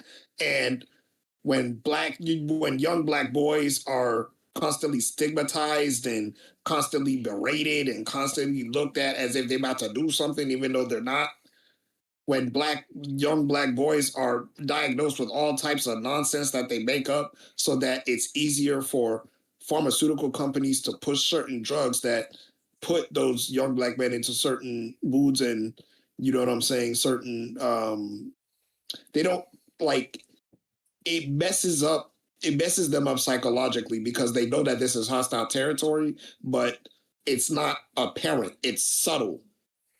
And they're young, so it's really effective. It's how they are perceived. you can't learn at a place where you feel constantly berated. It's going to be very difficult. So instead of it just being about the young black boy's inability to learn, why not take a look at the deeper problem and then measure it up to the performances of those young black boys so that we can make a direct correlation and fix the problem directly. I know this because I've worked in schools for 3 years. I've seen it. There was a thing they used to say all the time. You probably heard this. Y'all learn every rap song, but y'all don't really learn your ABCs. I was like, well, how many times do you hear a rap song compared to how many times you hear the ABCs? I'm pretty sure, like, especially like if you listen to the radio, you can hear a rap song all day. Eventually, you'll learn the lyrics. Most of these stuff that we're learning, and it's just like you probably hear it like maybe once or twice, do a test on it, and then you move it on. Did it really sink in? Did a lot of things really sink in to where it's just like something on the radio? I hear this shit every day, even songs I don't like. I can hear this shit every day to where I can tell you what song it is before it even comes on. I can tell you lyrics, even in like let's just say basketball. Like anybody that really focuses watches basketball, they know they know what a foul is, they know what a travel is, they know what double dribble looks like, they know the difference between a 2 pointer and a 3 pointer. It's like all that because it's something that invested in, and it's something that they sat there and they can be invested in. A lot of things in school, and this is just my opinion, I could be wrong. There's a lot of things that a lot of people don't really get invested in, or that doesn't take for you to get invested in. So a lot of these people, it's just learning it, and then like once they learn it, they flush it out. So you're not really maintaining you're not maintaining some of the information. You're just kind of like, what's the word I'm looking for? Where you cram it. They cram it in you, and then once you like don't need it no more, you kind of just flush it out. I feel like that's what really goes on in school because there's times where I've told people like I've learned this in middle school, I learned this in high school, and they said I don't remember learning that in high school. I was like, we was in the same class. We was in the same class. It's like, yeah, they taught this. It's like most dudes like, all right, whatever. So nah, and and also like what father said, a lot of the boys they really like we get stigmatized a lot because there was a teacher that said that I needed Ritalin and I never needed Ritalin, but she was like, you need Ritalin. It was like, nah, I'm just some of this shit just didn't interest me, but the things that did interest me, I fucking excel in. So it's just like I feel like they don't really take time for people to help you grasp it so you can learn it because I feel like women are better learners, but I think I don't know what it is. I can't really prove it, but to me, women are better learners when they learn things because I think they just know how to sit down and assess it. But men, I think it's just like we can learn things, but I feel like we just got to be interested in the topic is at first. So that's just my opinion. I could be wrong on that. Let's get back into the video. Sisters. So again, when we look at how are we retaining young men, not just getting them to go off to school, but then how are we keeping them there? Yeah. That's something that every institution has to play a role in, and how we have to look at how we're doing that. But again, it's not just HBCUs because some will read this report and they'll say, well, they ain't going to HBCUs, so they're going to PWIs. Well, no, that's not true. They ain't going to college and they're going to trade school. No, that's not necessarily true. So then where are they going? Yeah. And we couldn't find conclusive evidence in which I felt comfortable with saying, well, this is where all the men are going. But 1+1+1 does in some ways equal 3. Yeah. And if you ain't going to school, Right. you ain't going to get a trade, and your unemployment rate is literally the highest out of the 4 major subgroups, then your ass is more than likely at home. For sure. You at home. You couch surfing. You at your homie's crib. You done found a chick and you know done told her a couple things and you stay in there for a little bit until she get tired of you and then you got to go somewhere else. Like if we're gonna be authentic about this conversation, Exactly. you know that's really what's going on. For sure. So then how do we find tangible solutions to help our brothers? And I think we have to be again intentional Mm. with how we address this population. It doesn't mean the sisters don't need help, Right. but it does mean that our brothers need a special and different kind of help. Yeah. And He just said what I fucking said. just, he just said what I fucking said. Thank you. Someone gets it. The only answer I can give you, more male teachers. I don't know about y'all, but I learned better from a male teacher than I did from women teachers. No offense to all the women teachers. Some of y'all were great. Especially my fifth grade teacher. Shout out to you, Miss Owens. I love you. Um, um, but every male teacher I had, like, I felt like there was a connection there because, especially if he was black, there was a brother there, and I felt like they were really trying to get young black men to understand some of the stuff, and yet even then they related to young black men to where like you would, for some reason, with the male teachers, I got what we was getting more. Does that make sense to y'all? Because I don't know, because every male, like I said, every male teacher I had, I was cool with, and it was like we had a rapport, especially some of my like in my senior year when I was taking U.S. history, like me and the male teacher I had, we was just uh we just had this big old rapport of Black Power and all that other stuff, and it was just like I had nothing but good grades in this class, so I don't know. I think we need more male teachers because I feel like more male teachers will relate to some of the young black men more, and it will help them get through the classes. Because that's just my opinion. Y'all got any solutions? But that's just mine. Nigga, that's the same thing Dr. Umar said. I did not know that. We both. Yeah, nah, he literally said this. He said, yeah, put more black male teachers in the schools.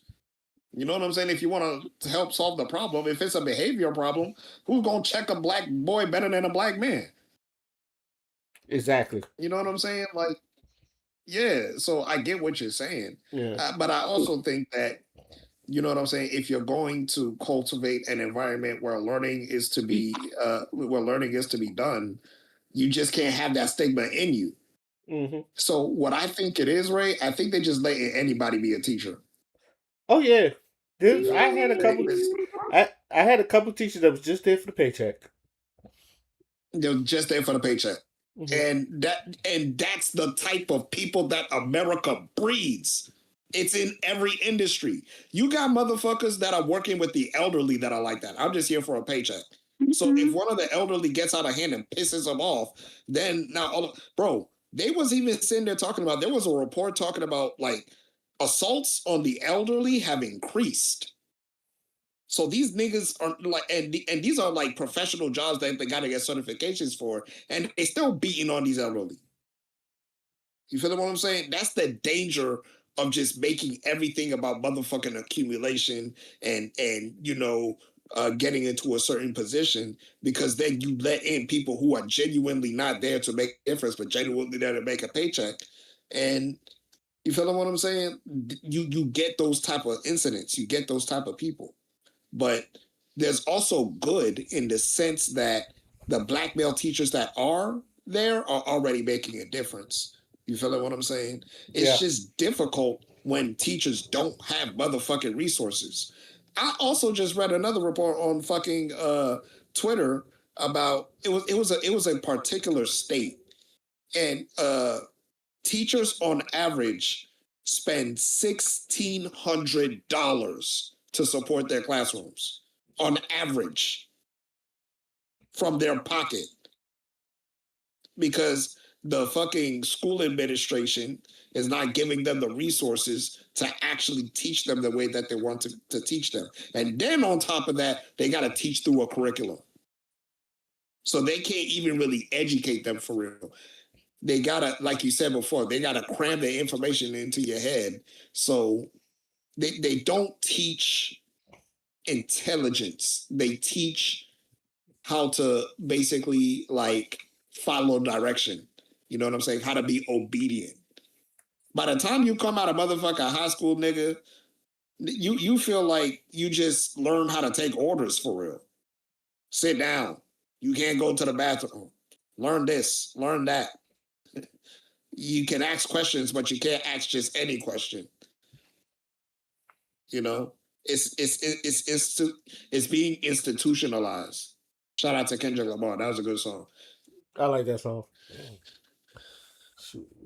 But yeah, Oh yeah, there was I had a tech systems teacher in high school.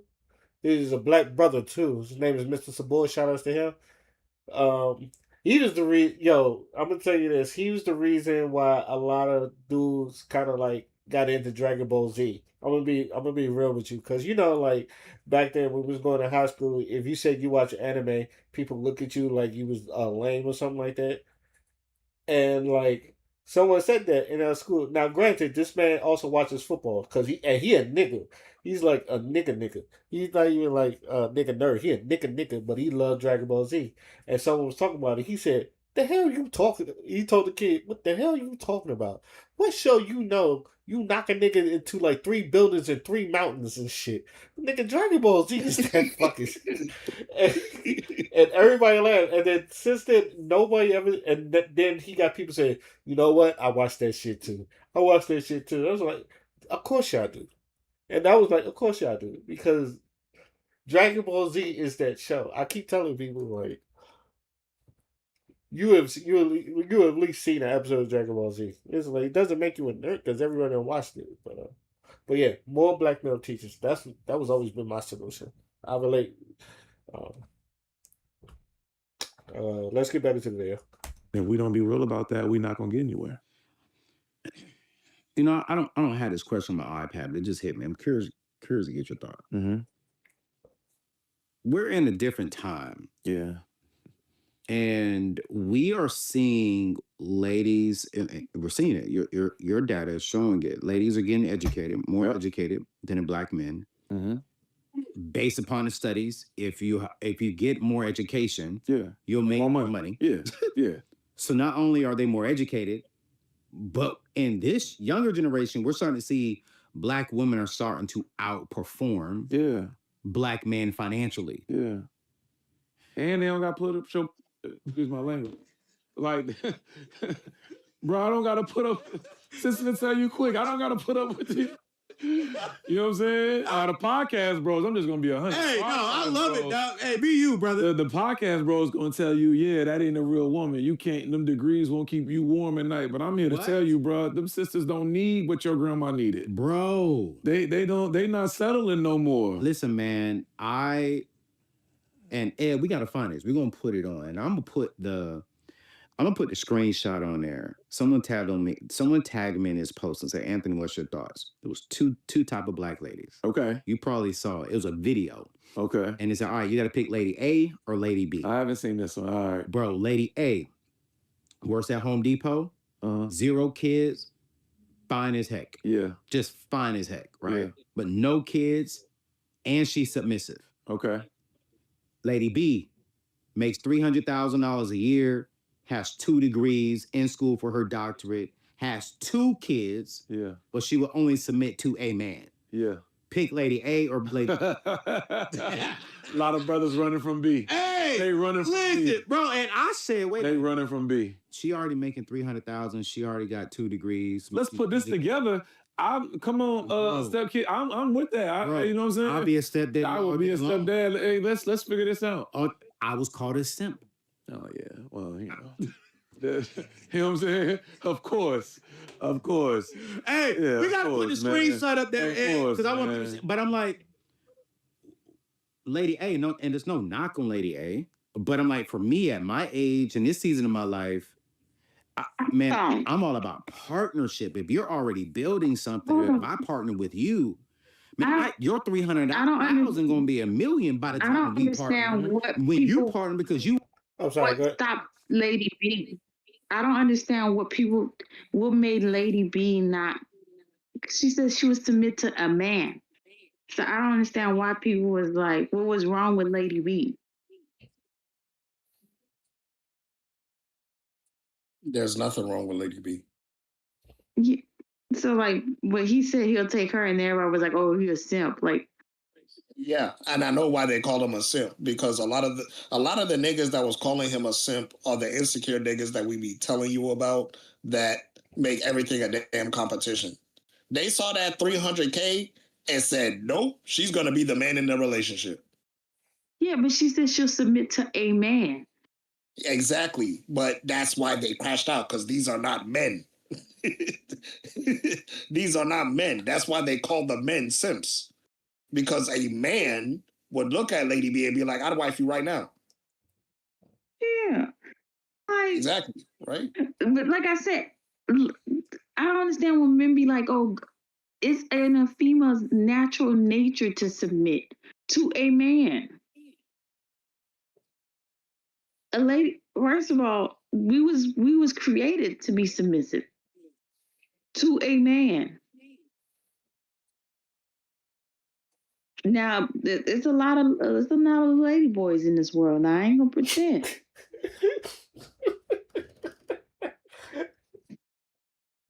Oh God. She said lady voice.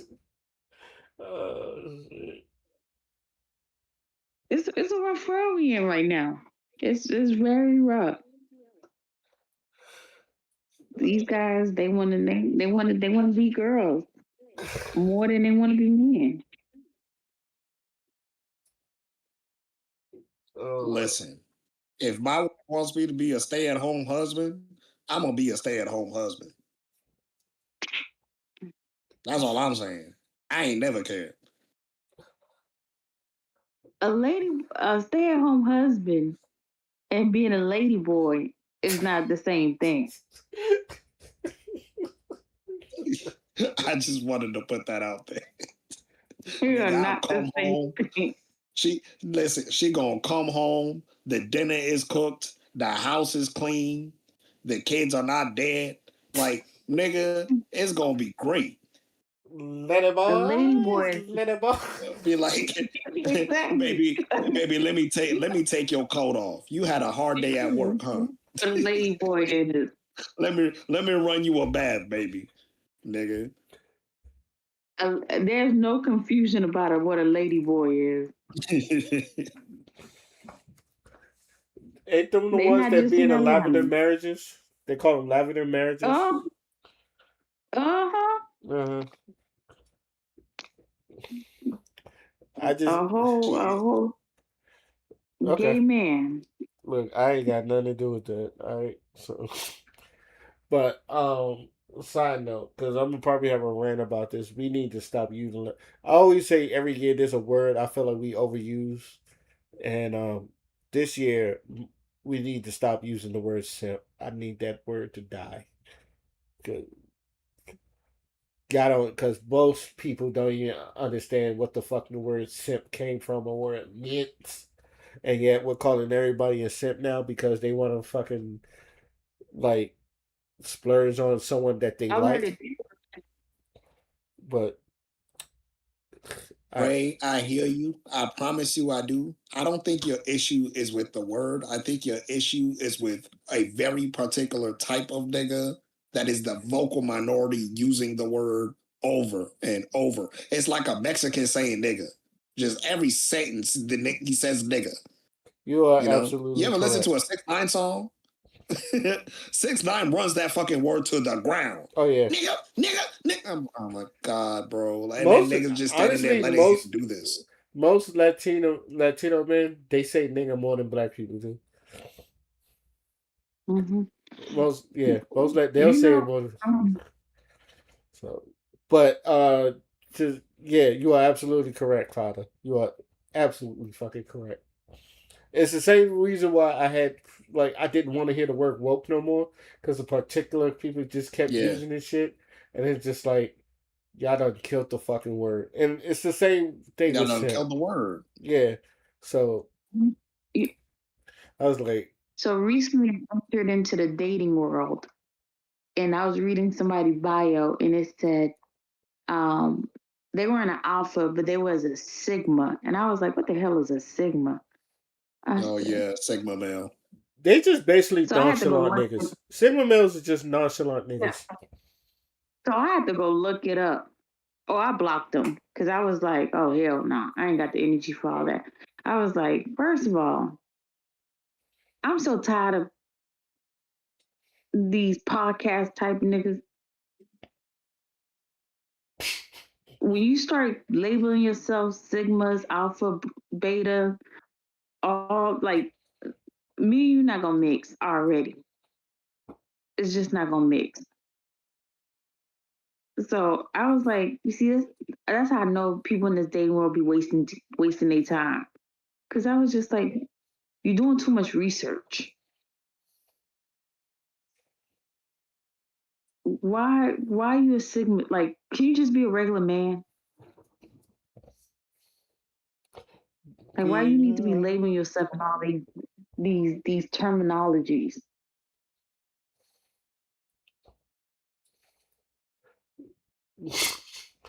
Would you like the man to be swift as a coursing river with all the force of the great typhoon?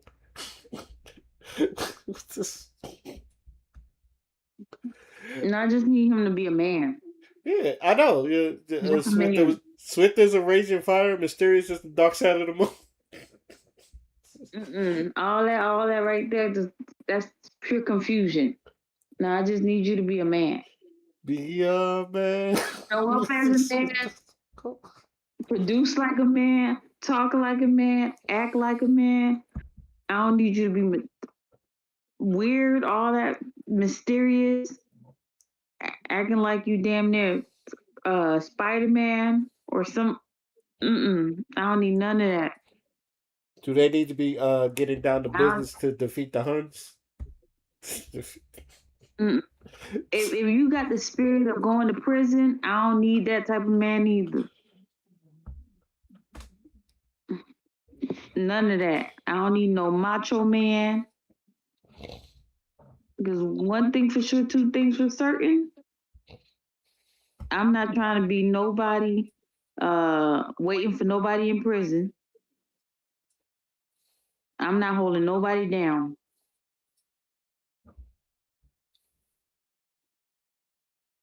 I wouldn't even put you in a situation. So don't even put yourself in a situation like that. That's just wild. So no. All right. Just be a regular man. All right, let's get back into the video. You already got education. You're smart and something. You know how to build. She gonna help me. Help me. Why wouldn't you want that? This gonna help me. This gonna help me. Help us. Man, listen, you're a part of the greatest fraternity in the world. Copy. Yeah. Hey man, yo. Why do you think men will run? Give me the real reason. Why are men running away from that woman when we don't have it all together? Insecurity, brother. We know this, man. We don't got to play these games, man. Brothers, look at him. He just talked about it before they even talked about it. So I'm not gonna say. Yeah, there's a lot. Yeah, insecurity.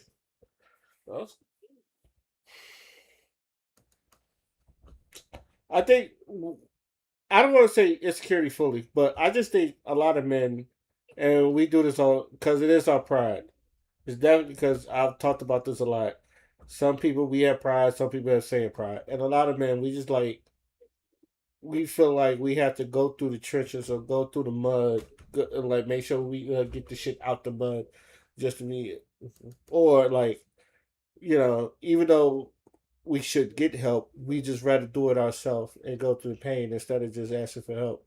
Especially black men, we have a problem with asking people for help. It is, I think, it's our pride, and I think that bases off of our pride. And then, whereas I've seen white people, they'll help each other. They'll borrow money. Hell, if their friend needs a job, they'll give them a job or some shit like that. So I think, especially with the black man, I think it's mostly, I wouldn't say insecurity, but pride with us. And going back to what Father said, it's always a competition.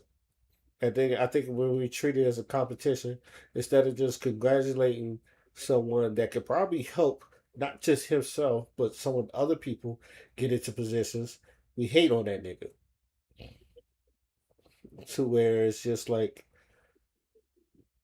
this man can help feed a whole village, but yet you don't put the backing behind him to feed a whole village.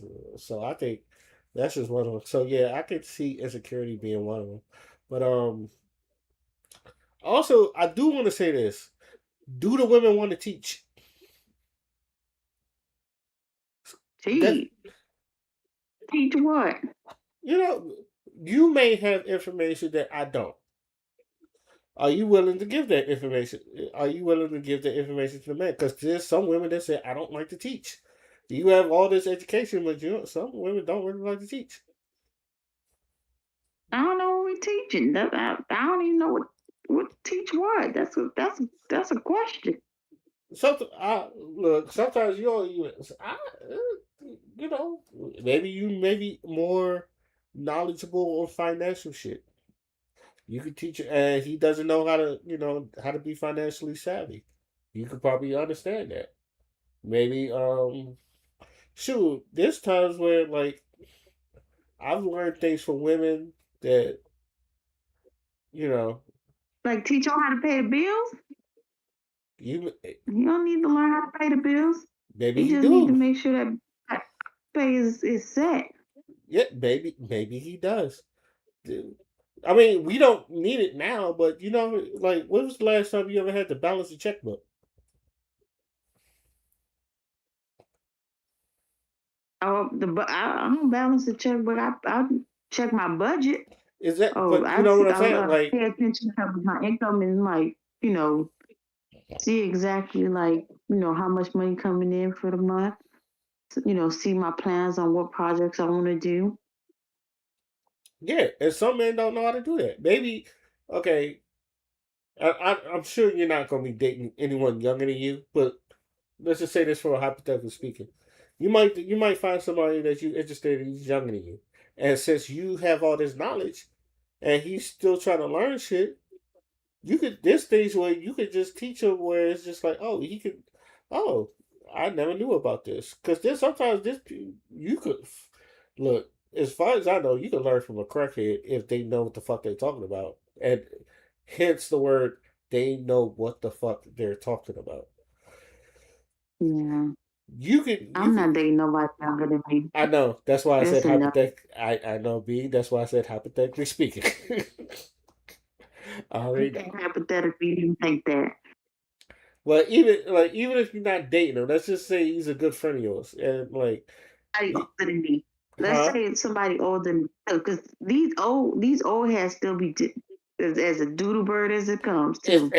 And again, which is my point. some people go their whole life not knowing basic shit. You could probably teach them the basic shit, and when they go, oh, I never knew this. I've been going through it. Yo, you know how many people have gone through like years where they say, "Oh, I'm today this old." When I find out you can do this, I'm like, "Nigga, I've been doing this since I was 16." Do you yeah. And most people like, yeah, especially like most most people not even in a position to do that until you put them in a position, and then like you was like, "Have you ever done this before?" They go, "No." So maybe you have, and since you have the knowledge, you could bestow that knowledge on them. That's basically all I'm saying. And their women is willing to teach. I know there are women that just don't like, they have the knowledge, but they're not willing to teach that knowledge. Now, an old man with the knowledge, like because this happened in the fucking military all the fucking time. When they see you fucking up, they say, "Hey, young blood, do it this way." Old black men, they don't. When we see somebody fucking up, yeah, hey, young blood, try it this way. It was like, because you won't get yourself killed doing that shit, or something like that. That's like, Opposite. yeah, you gotta be Annoying. yeah. Sometimes you see it, you just bestow the knowledge. Now, also, they gotta be willing to learn too. I will say this as a bit. Go ahead. I believe if you want to know something, you ask. Yeah, and that's If that. you're not asking nobody to teach you something or gain the information, ain't nobody here helping you. If you're not helping yourself, nobody's gonna help you. And that was So my next. I Go ahead. ask.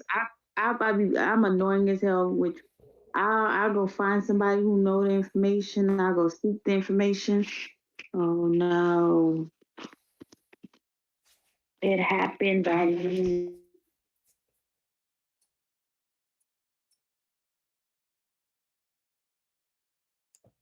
And that was my next point. That they also got to be willing to help out. So, I'm sorry, they got to be willing to ask because some people don't ask. Some people are too powerful to ask. They're just trying to figure out. So there's a lot. There's a lot And to go. also, Go ahead, Father. and also, there's a stigma. There's a stigma. So you ever hear that argument people make about, oh, welfare shouldn't exist because people become dependent on it and it's a handout. You've Yeah. heard that, right? That's the stigma I'm talking about. We stigmatize people needing help, unfortunately. So that's another layer of what creates the fear of asking in the first place. Or like, you know how black men will be open or vulnerable with their emotions, and then somebody uses that against them when there's a disagreement. Yep. That shit too. Like that shit is traumatizing. Like actually, that's why a lot of men, you feel like what I'm saying, kind of behave the way they do when it comes to that. And that may be feeding a lot of that insecurity. And what is so interesting that I've noticed is that when someone feeds into their insecurity, when somebody kind of like, when behavior is changed because somebody it's like they're almost comfortable in that insecurity. So they use it as like their crutch to not try or not, you know what I'm saying, do as much because there's a comfort within it. It's like an acceptance. There's a comfort within it that allows them to live a certain way without ever having experiencing the potential of somebody using their vulnerabilities against them. It's like a defense mechanism. So when he said insecurity, that's what I initially like thought at first. It's that, you know what I'm saying? It's that stigma that comes with asking people for help because later down the line they may throw it in your face and be like, "Remember when I helped you?" As like now you owe them some type of obligation. Oh yeah. You know, it's like a reverse debt in a way. Like somebody helps you out and they're keeping count of that they helped you out. So now they use it against you. Do this for me because I did this for you.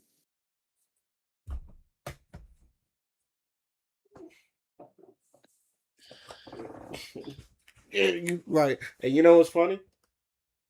That's why a lot of people don't. That's why a lot of black people who don't know how to play spades, they don't ask, because the first instead of like helping them play spades, they go, "You don't know how to play spades." Oh shit! So and after a while, they just like, you know what? I just don't. They just rather not learn because y'all done bully them into not knowing how to play spades, but then not teaching them how to play spades because that's another conundrum. But let's get back into the video. All brothers, but there are far too many of us who are insecure with ourselves. We haven't done the internal work to be able to deal with our own trauma. We haven't done the internal work to deal with our damage, the damage that we've done to others.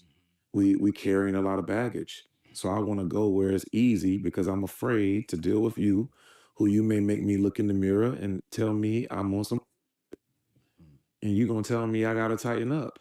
And the fear of me having to deal with my issues leads us to take the path of least resistance. Yeah.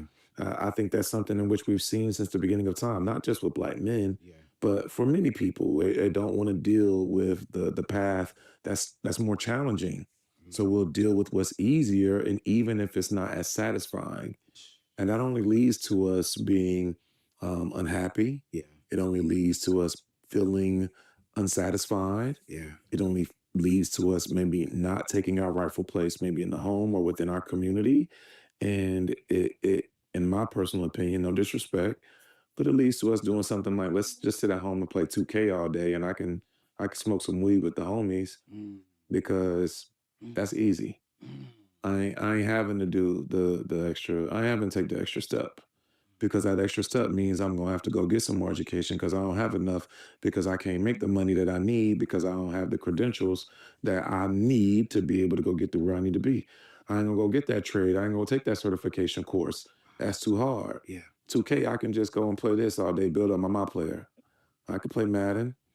I can talk about 38 Special versus Jada Kiss all day, and those kind of conversations are cool. Or I can tap on the surface Mhm, and play up ignorance. mhm. I can know what Meg The Stallion and Tory Lanez is doing or aren't doing, and tell y'all some about that.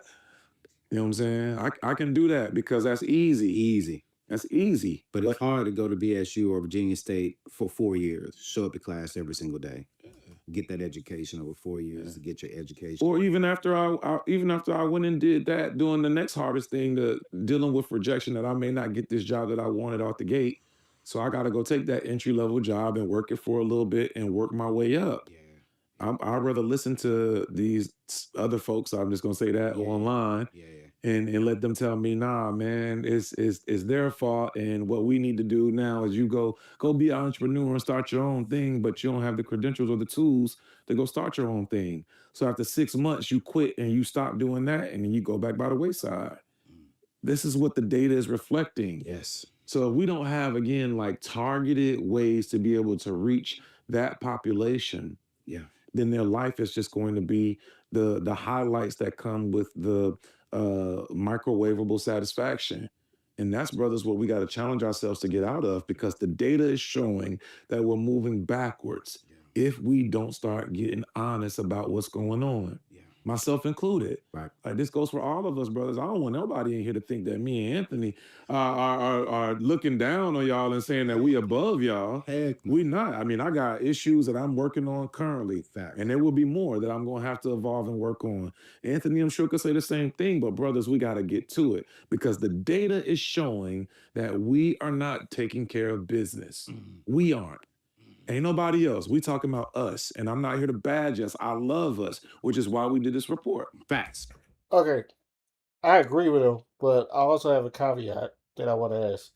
Is the reason why we're not taking support is because either we're lazy, we don't have the information, or it's just because when we do, white supremacy kind of like knocks us down every time. You know the history. Every time when black people we do stuff for ourselves, white supremacy knocks it down to a point where it kind of like kills the spirit, and now they just don't want to rebuild. Do you think like there's a caveat behind it, is is that any of that is a viable excuse? What do you think? I will say that there are those who do, and then there are those who don't. And like, you have, like, right now, as we speak, you have black men that have degrees, have certifications, have credentials, and are unemployed, Right. right? Mm-hmm. They did the work. So where's their opportunity? I don't think there's any caveat. I think we're witnessing collapse. I think like when Martin Luther King said, I have integrated my people into a burning house, now is really starting to hit. Because like we said this during the Yada video. Nigga, if I'm able to give you an opportunity where you can elevate, I'll just give you that opportunity. And then your behavior and your performance and your decision making will show me everything that I need to know. But for some reason, and I've been really thinking about this lately, it's like interviews, that's fine. Resumes, that's fine. All of that's fine, right? But what if we are in a situation where there's just simply not enough jobs? Mm. And by not enough jobs, I mean not enough well-paying jobs. What if I can tell you in 2026, we've lost more than about 1.5 million jobs? And it's August. Mm. Because you remember, the government shut down recently. It did. The government shut down recently, and there were people working for the government going to motherfucking soup kitchens. I know you saw that. It was on the news. We talked about it on the podcast many a times. About it on the This is what I'm trying to say. Stop looking at the fucking circumstance and look at the person, the individual. Being broke and it's a circumstance. It's just a position that somebody's in that can change. Right. Nigga, T-Pain literally was talking about this. When he was making all them hits, he had money. And then he spent it all. And the reason why he spent it all is because he came from a place where financial literacy was not taught. So, coming from a background where they didn't have much money, so now all of a sudden you're making millions of dollars. What the fuck you gonna do?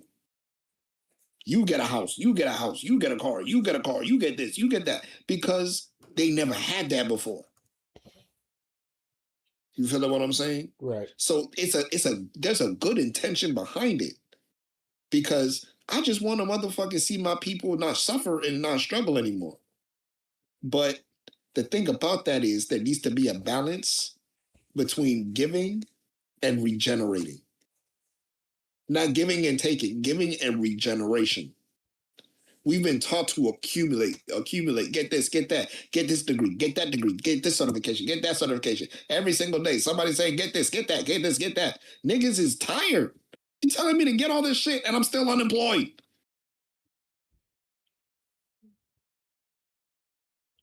You know what I'm saying? That'll drive anybody motherfucking crazy. Right. So what if there's not even really a caveat? This is cause and effect. This is the reality of it. These niggas don't have jobs because, one, you niggas are not giving them opportunities.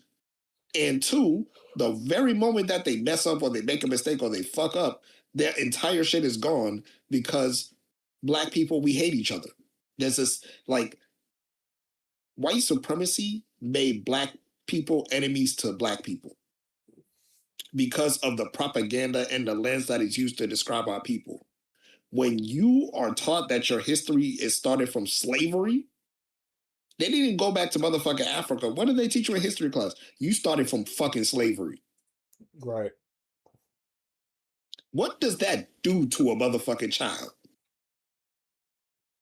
We watching Dragon Ball Z, we watching all this shit to escape the fact that, yo, my great was a slave. That does something. Oh, That takes away. My bad. Go ahead. No, say what you're gonna say. Every time I watch a slave movie or the movies about like the Jim Crow era, I used to hate white people for a week. Yeah. Because I did not like looking at that. And then like when you hear stories about like Black Wall Street, or not just Black Wall Street, but other black towns that either got burnt to the ground or like taken over, redlined, or like had freeways and highways put in over them, it's just like damn. It's just like, why is it every time where it seems like black people, we want to get on our feet, we get on our feet, we get successful, we do stuff, y'all come and burn it down. And that shit used to piss me off as to a point where it's just like, I used to think that, are we even fighting back? And then once you learn the history that we did fight back, but they overwhelm us, especially like the shit that happened in Tulsa.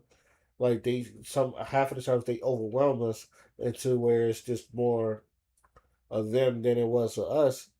Like, and then not only that, they got stuff where they can just drop fucking bombs on a fucking city and burn your shit down that way. And then not only that, when you try to rebuild, they're taking your money in the banks. Because I read about, the whole thing, well, with black people not trusting banks back in the days, and it was a reason why, because when we put our shit in banks, they like something happened, like a fucking Tulsa, Oklahoma, or some shit like that, and we're not even getting our full money back, nor we getting anything back on our insurance. Not only that, they're taking it for other shit, and then using it against us, to where it's like most black people couldn't even rebuild.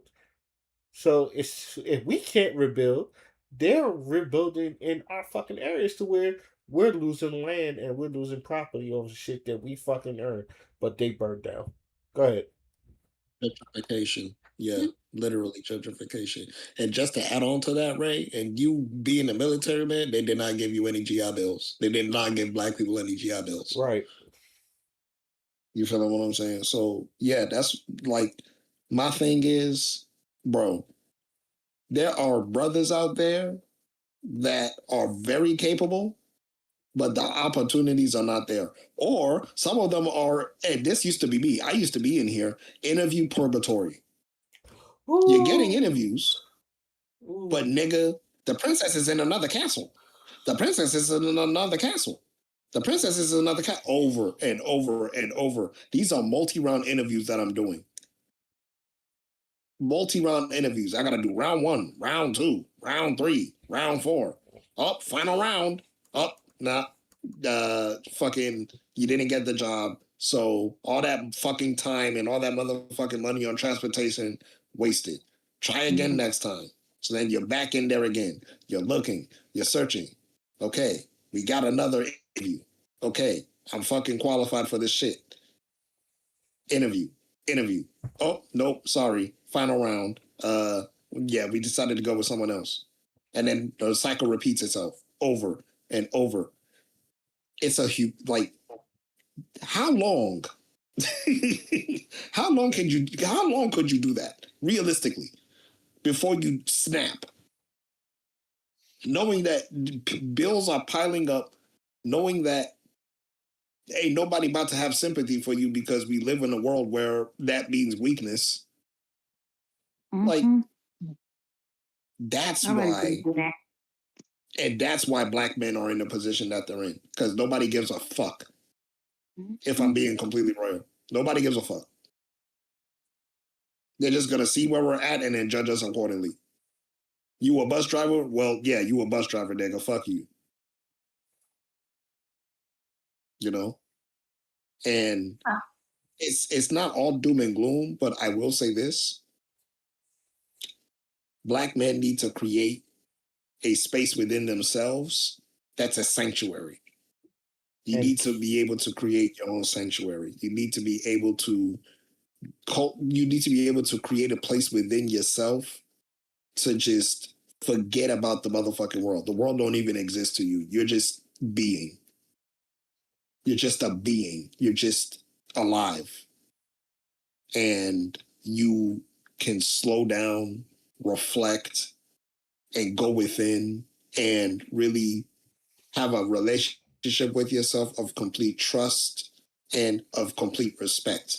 Because we all, like, that's divinity. We have a divinity, but you cannot realize it unless you fucking understand that it has to be intentional. You have to create that. I'm gonna shut up. Father, you said something that I was like, oh snap. You said that there's a possibility that we don't even have enough jobs.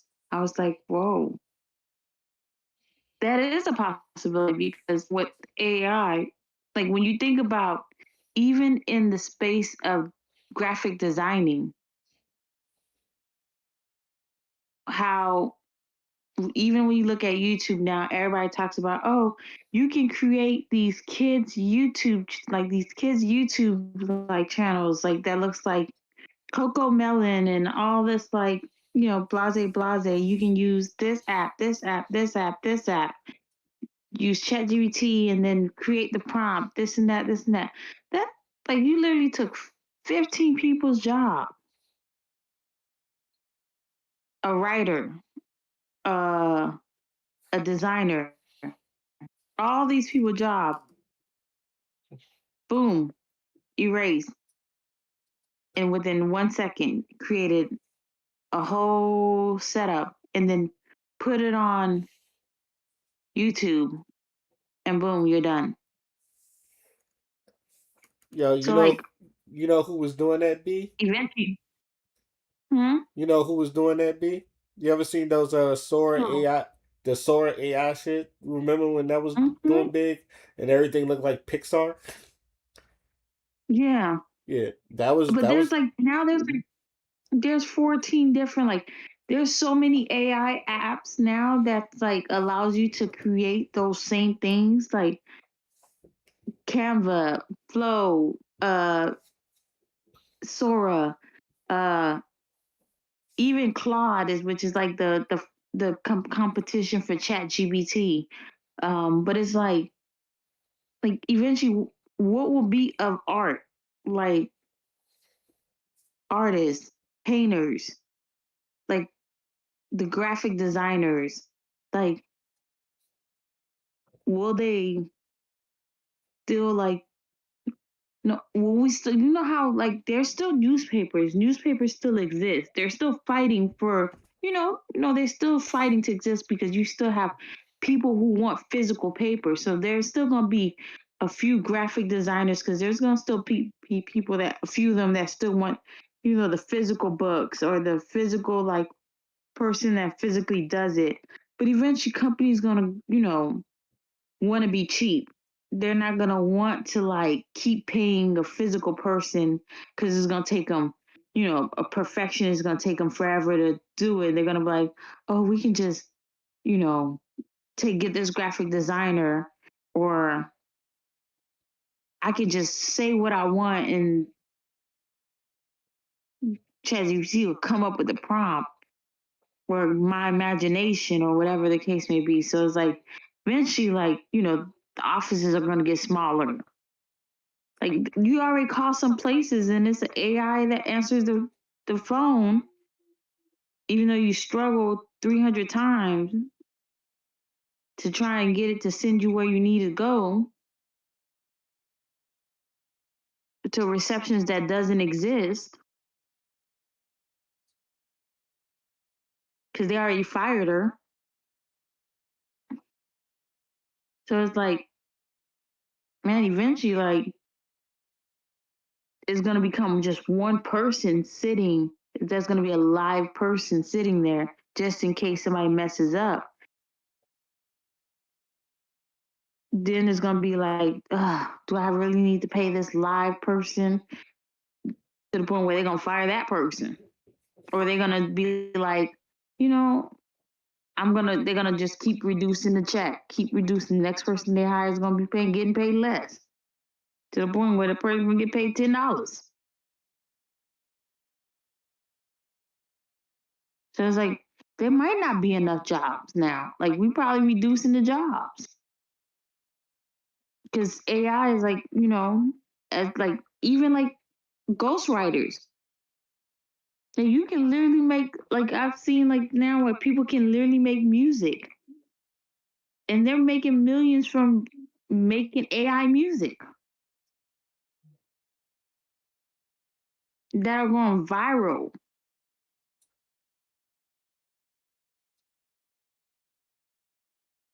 Where back in the days, it was so hard to get into like the ghostwriting, being a ghostwriter for like an artist or something. Now,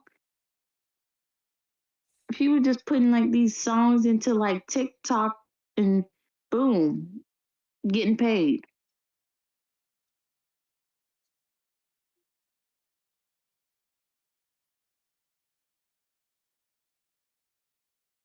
I don't know. We might be losing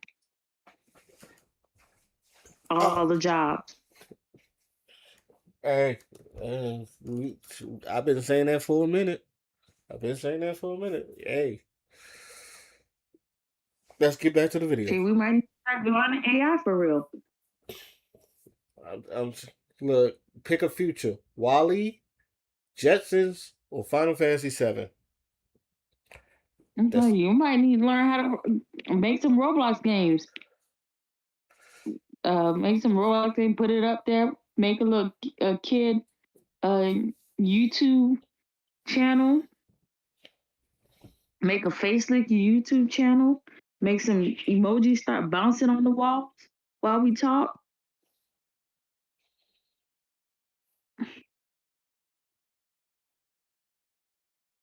Yeah, I wouldn't So be people can surprised. see some, I would not be or surprised. put a baby Jesus just running rampant, just running in a circle. They're probably All right, let's get back into the video. I'm gonna go deeper here. Some people probably ain't gonna like this, Mm-hmm. but I gotta go there. Your report shows that black men earn 77 cents Mm-hmm. for every dollar a white man earns. 77 cents, a little more than a quarter, a little more than 3/4. And I say this respectfully, and I Mhm. don't mean to disrespect nobody, but I think black men and black women are the hardest working group of people out there in the world. Yeah. I believe we're the most creative. I believe that we know how to just make things happen with Yeah. what we have. Yeah. But they're working full time. Yep. Even full time with part time jobs, your report says. What should black men be doing differently right now when it comes to negotiating pay, career paths, getting more income up? Because 77 cents on every dollar to a white man, that pisses me off. Yeah. I think that one, we have to know this. Okay. Like, I think some of us feel as if like, yeah, I think he make more money than me for whatever reason, Yeah. but we don't have the data to be able to back it up. Well, I'm gonna let it continue, but there are some jobs you're not. That I think white men knows this. There are some jobs where they'll tell you not to discuss your salary. I think people are. I'm pretty sure, like anybody's been in a job, they'll tell you, especially if you know you're making a lot of money, they will literally tell you not to uh tell them how much you're making a year, because when they find out that you're making this much and you're making this much, like people are going to get irate, especially if you feel like y'all working the same fucking job. So I just wanted to put that little nugget in. So again, like when you don't have the information and the facts, it's hard for, let's just say I was an employer. If you can't prove to me what you're saying is true, Yeah. I can't just react solely off emotion. Facts. Even if I am bullshitting you, Right. if you don't have any facts, then I'll just keep BSing you. You know what I'm saying? You can't prove it. Yeah. So we need to know that the data from the National Labor Statistics, the National Labor Statistics show that this is true. Right. This ain't something that we making up. Right. So once you know and understand that, I then think we have to figure out, secondly, what is it that we have to do to put ourselves in position to be able to earn more? Yes, sir. Specifically, like you, what do you have to do Yeah. to be able to put yourself in position to earn more with where you are? I think the third thing would be knowing what your number is. What's the number? Step 2 is vague. Step 2 is very vague. Position yourself to earn more. Like, exactly what does that mean? Well, go back to school. Okay, let's go back to school. Oh shit, I'm in debt. Fuck. I thought we were supposed to increase our earning power, not get more into debt. Okay, let's try again. Let's see what we got. Okay, let's work this job real quick. But there's a difference between getting a job and working for like a paycheck. Because getting a job, it can be anything. You're just getting a job, right?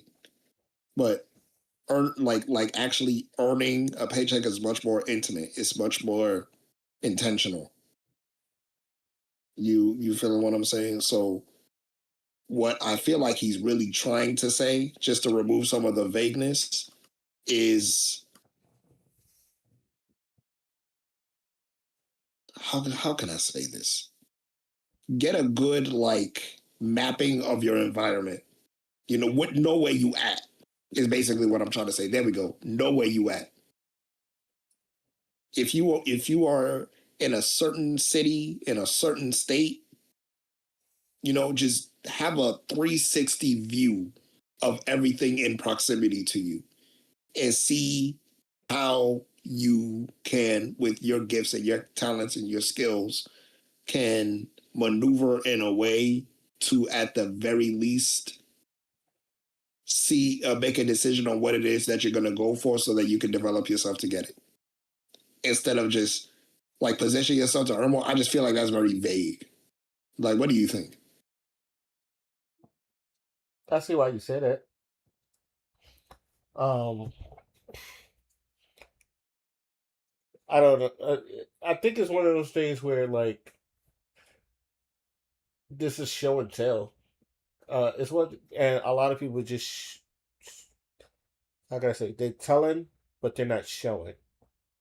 Yeah. Y'all So done had this same fucking issue with the cheat code. yeah. So and it's the same thing where we had this conversation. It was the same thing with the man up situation where I said I don't have a problem with someone telling another kid to you telling a young boy to man up, but you have to show him what to do instead of just telling him what to do. A lot of times where when we get these ideas, we want to tell people what they should do instead of showing them that it could be done.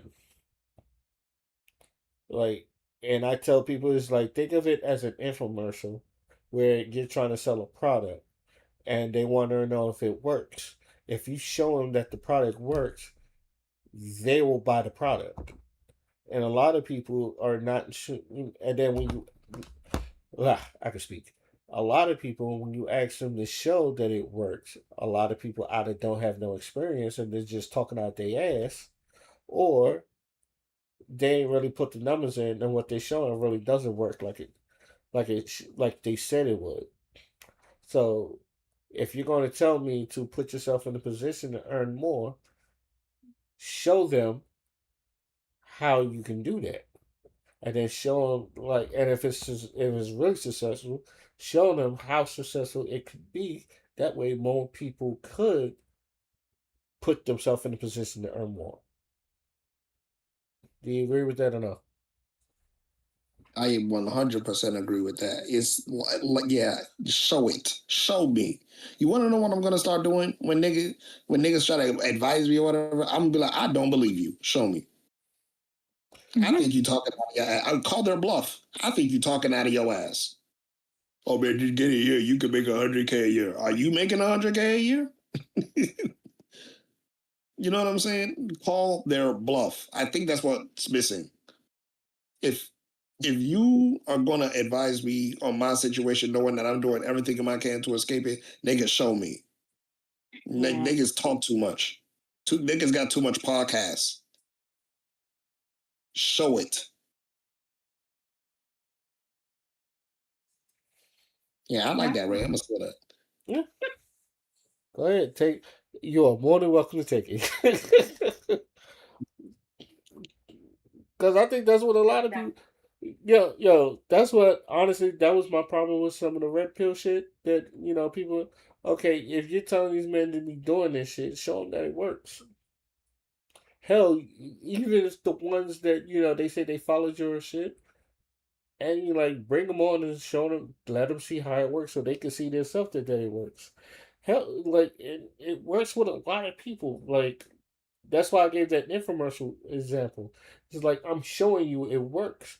That way you don't have to say my shit's not bullshit. I'm here showing you that it fucking works. And if I'm showing you that it works, then if you apply it to yourself, it can work for you. But B, you was gonna say something?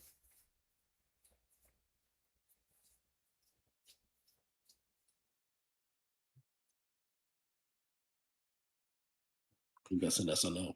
I guess that's enough. All right, back to the video. Number that you need to be able to take care of your family, to be able to develop your savings. And then Anthony is being very modest. He came to Charlottesville, Virginia last week and talked to a group of young men. We had 50 young boys there for our Black Male Leadership Institute. And he talked to them about strategy. Yeah. What is your strategy to be able to obtain success? Yeah. And I think as we develop those things, again, knowing where you're being treated unfairly, how you need to get to the point at which you can level the playing field, Yes. and then developing the strategy to be able to address those things are key. Now, there's a fourth part of this that we can't get around. Okay. In the data and in the report, we show that even young black boys that come from affluent families Yeah. and high wealth families, they still face the same systemic barriers as those who come from impoverished families. Okay. So we can't get around the systemic piece. But what we can do Yeah. is equip ourselves with the information, the knowledge to be able to eventually either thrive in where you are that may not be fair, or figure out how to go and start your own thing. Mm. And there's nothing wrong with that, but understanding Yeah. that you're playing a game. Yeah. Okay. So maybe I need to sit in this thing that may not be fair because this is just the game in which we're playing, so I can learn how to master that game Yeah. so that I can go out and then build my own team. Yeah. And as I build my own team, I understand that I'm the GM and the owner now. Yeah. So it's going to be hard. I got a different set of problems Pause. that I got to push through. Yeah. And that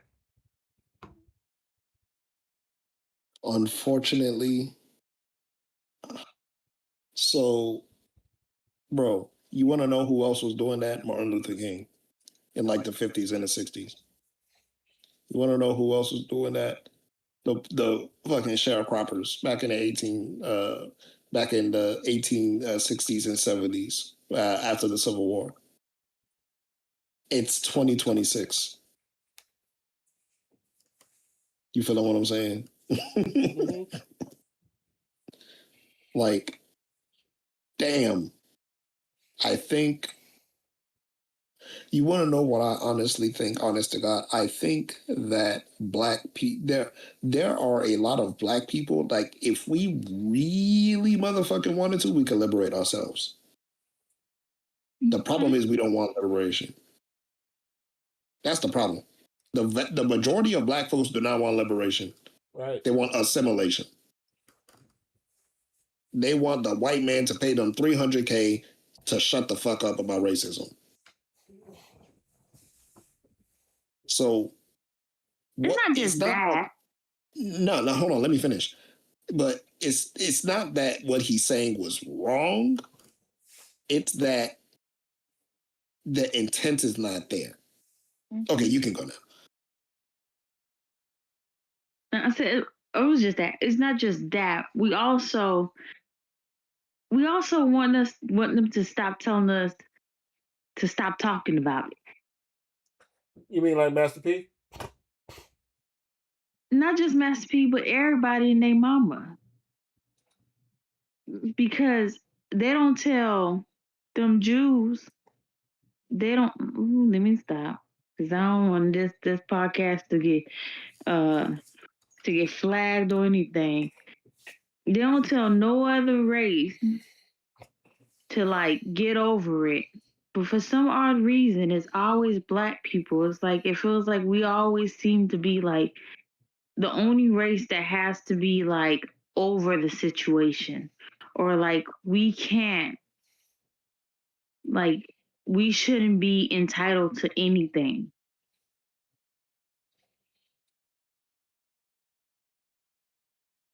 Everybody else is entitled to everything, but we the only groups that can't be entitled.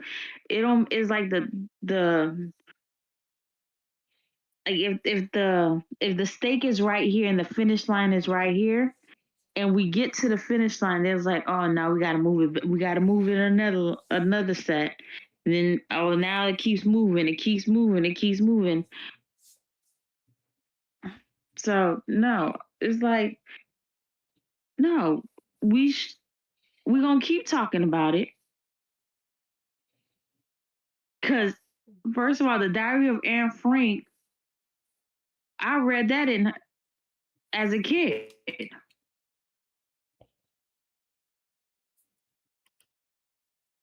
And I didn't see nobody was having an issue about reading that as a kid in elementary school. I didn't see that curriculum being removed.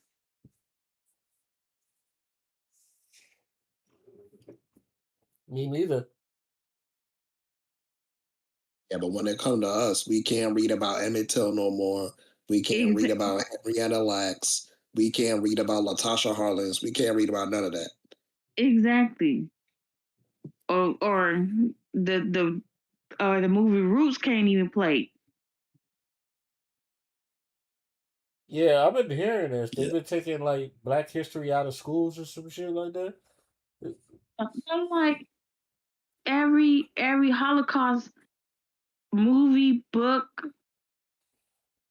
even when it wasn't their day, I had to read the whole damn book. It was part of the reading assignment. Like, you had to pay for it. It wasn't even like something that the school gave you. You had to pay for it. Pay? You have to pay for that?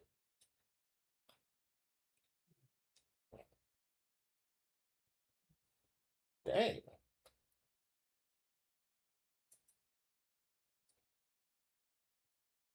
Why you said it like that? It sounded like Drake. Soldier Boy, yeah, Soldier Boy. Yeah, exactly. That's how it is. Drake, pay. I have to pay to. Oh, Lord Jesus. Let me stop. Well, yeah, your parents had to give you cash. Because, schools didn't have enough funding, so, they were doing too much. No, I just think they're trying to. I think they're trying to make society dumber. I've been saying that for the longest too. Hmm. There's no But because it's like, it, go ahead. but it's also be black people that be ready to be with the shenanigans too. That's the stuff that irritates me. It's like, shut the hell up. Like, don't tell us to shut the hell up. How about you go tell the other counterparts to go shut the hell up about they days? I j- yeah. My thing is okay. I feel like we praise ignorance a little bit too much to where it's to a point when we speak about, hey, this is ignorant, and a lot of people say just shut the fuck up. And I feel like that's kind of like discerning. Look, Hmm. and as some, as a man that likes ratchet shit, some of the time, the key word is some of the time. There's times where it's just like, okay, are our kids learning anything? Are they picking up a books? And, are they comprehending? They should be, but they not. And I feel like that's concerning. And then, people just brush it off. And it's just like, and I feel like that's why you're getting the type of kids we're getting out of the high school now, where most of them can't fucking read or write, and they're super emotional. And I Hmm. mean super emotional to where everybody's crashing out now. It's like, no, it's like we used to resolve conflicts. Now everybody just like want to like their thoughts of resolving conflicts is to squabble up.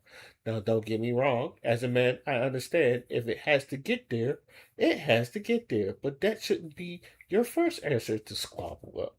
I feel like if you can't talk a person down, then we are screwed as a society because now everybody is just enjoying crash outs, and as a form of crash out, that shit is not cute. This shit will end you, and you would end up in jail or some shit like that. But ignorant people just like the ignorant shit. But that's Don't get me wrong, I love Master P. But the thing for me is, and I love the work he's doing, working in the HBCU and like, putting in that work. But at the end of the day, regardless of what, I don't care how much work you're putting in, regardless of how you feel about black people in how much they still feel about slavery and blase shenanigans, keep those deep thoughts of yours like that to yourself. Just keep on putting in the work, keep on making sure we're moving forward. But like deterring or saying that, oh, the whole, oh, they don't need the reparations. Keep that thought to yourself.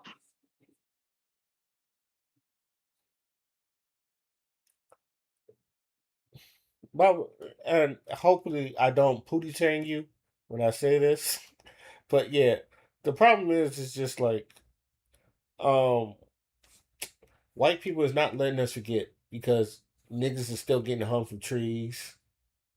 Uh, like I said, motherfucker, a lot of black people get unemployed, and every day we talk about the sudden racism that is happening, and people is just Yeah, overlooking it.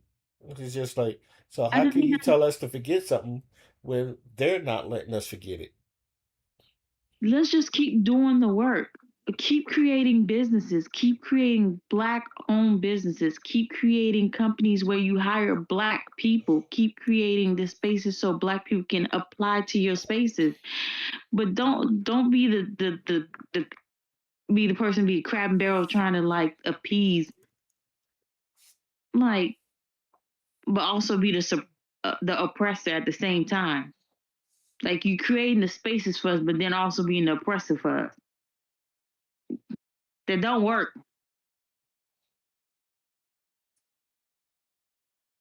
Hmm. All right, and on that You note, you, go ahead. you know, create rap. Was it rap chips or whatever? Rapping snacks. Whatever. Yeah. And then his little noodle line, or is that Boosie that created the noodle line? No, Master P created noodles too. Also, Snoop cereal. Let's not forget Snoop cereal. Yeah. But then turn around and be like, and then turn around and be like, oh, you gotta forget. We support you. Like, stop. How are we gonna forget it when they still beating our ass? Clearly, they ain't forget. So you want us to be delusional and keep getting our ass beat?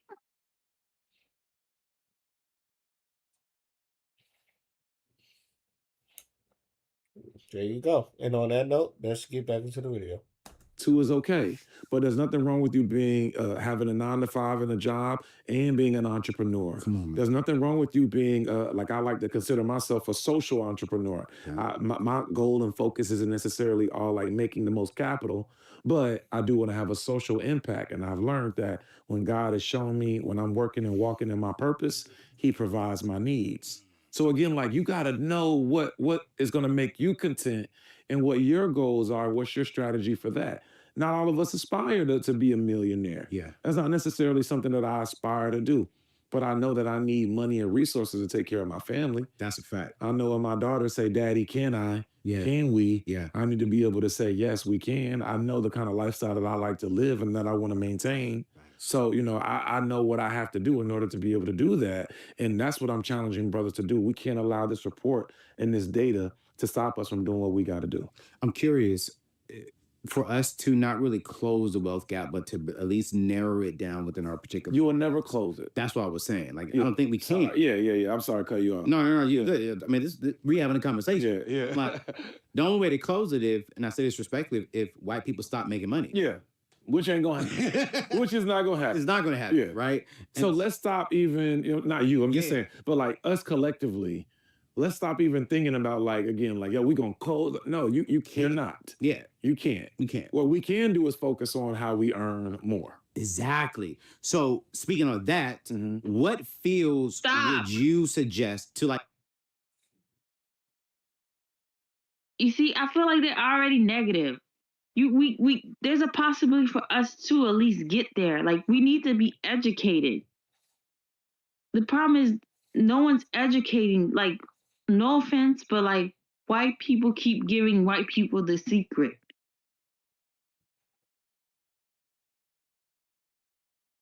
White people keep educating white people. They live in these communities and they all have the same lawyers and they all have the same wealth plan. They all have the same accountant. They all have the same setup. They all have the same bracket plans. And God forbid one black person moves into the thingy and guess what? He gets set up and it's properly set up and he learns the setup and everything and then somebody else gets in there and he gets it figured out and then they keep it to themselves and But if no one's educating, let's say a few Black people know how to properly set up the wealth gap. But if, like, let's imagine how many Black people die without a will, thinking that they don't have nothing to pass on to their family. And then they own a house. Then the government turns around, takes the house, don't even attempt to really look for the family members. So the house just sits there for years. Eventually, boom, guess what happens? The house goes into foreclosure because the taxes ain't getting paid, because the government really didn't try to find nobody to go find the house, find the heirs of the house, because nobody ain't seen this grandparent in Lord knows how long. The kids ain't been checking for this person in so long. The person probably passed away in a nursing home somewhere. People forgot about them.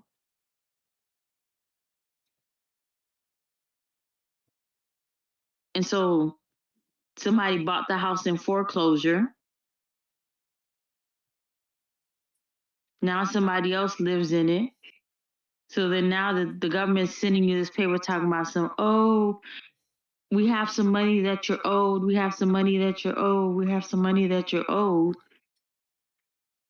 A few years go by. Nobody collects.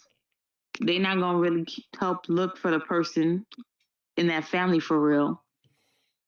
And then eventually the money goes back into the treasury.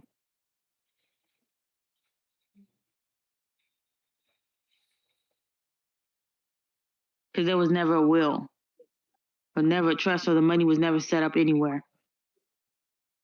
So, like, if no one's educated any because Black people assume that we just have nothing to pass on to our kids or our great grandkids.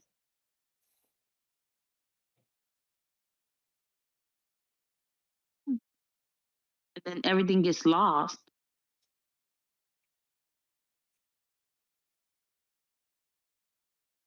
Well, like, they owned land forever ago, you know? It's like these things get lost and the government don't tell you anything, and you didn't even know your grandparents had it, or they had set it up to the point where it was impossible for the government to even sell it. So they had to find you if your grandparents didn't set it up right.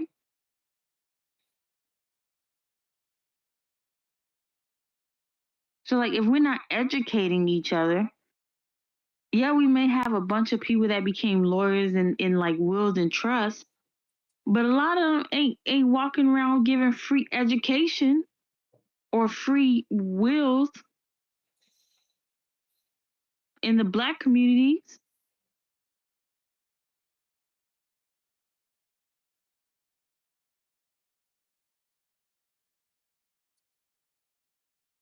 So that's why the gap ain't never closing. Yep, we're still dying. We look how many Black multi-million-dollar celebrities that had, artists like that died without a will.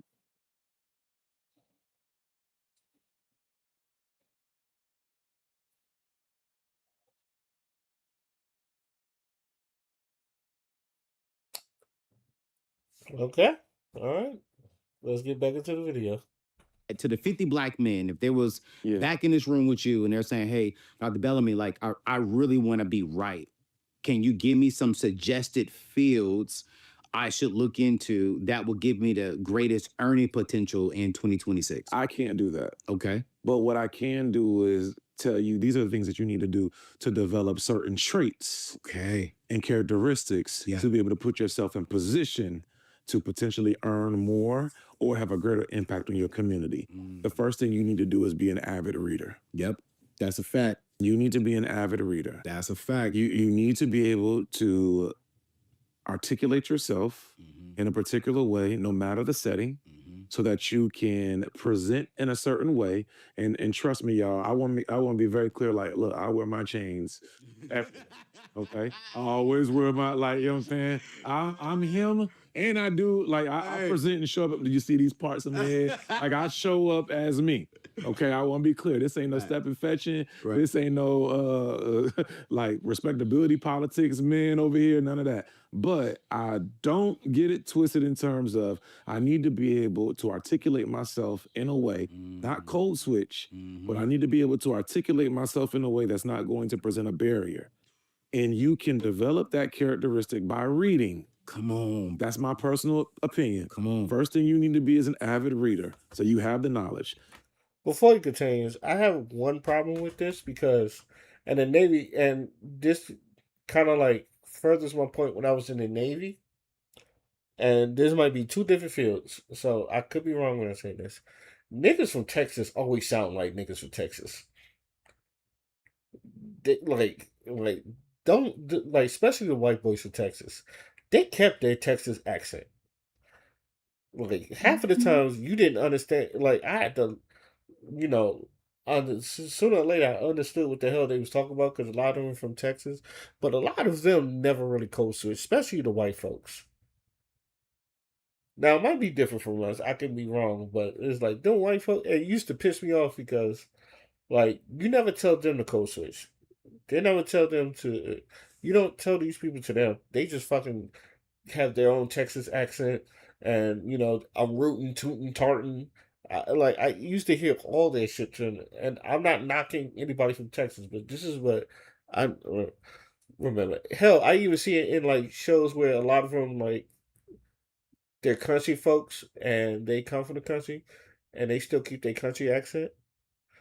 But as black people, we gotta enunciate. Or don't get me wrong, there's nothing wrong with enunciating, but like we code switch. Let's just say that we code switch. They don't ever have to learn our lingo. We have to learn their lingo, and that part always kind of like triggered me because you don't tell that to white people with Texas accent. It's like you don't have to tell them to enunciate their words. They talk however the fuck they want. So again, I could be wrong.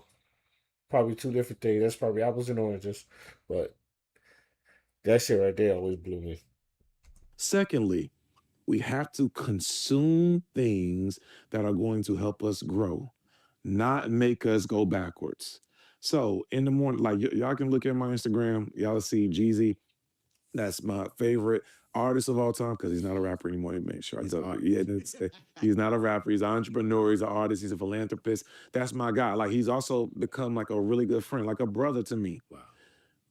When I first wake up in the morning, I can't just listen to Trap or Die. That's a fact.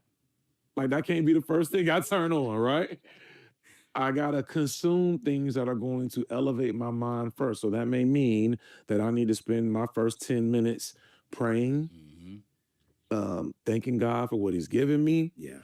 And my first, like when I wake up, I like to listen to NPR. That's what I like to do. National Public Radio. They got an app. They give you all the news that's transpired across the world, and in the first 4-minute clip. Then they got a thing that comes after that. Like they basically their first 10 minutes is giving you news in a digestible manner. Yep. All right, that's what I like to do. That also leads to the characteristic trait of discipline. So, brother, what do you put in your body and what you putting out? Are you walking or are you jogging? What's your workout routine? Are you just waking up and having cushion OJ? What you doing first? These characteristics are gonna lead to either your destruction or your success. You doing push-ups in the morning, you drinking in the morning, or are you doing push-ups in the morning and praying? Yeah. And I think to some folks it may seem like one or the other is corny, but brothers, we gotta think about how we sustaining ourselves. Bro, we're black men, we die before black sisters. Which is exactly why we need to be not putting in the dumb shit in our bodies. You know what? Especially first and foremost.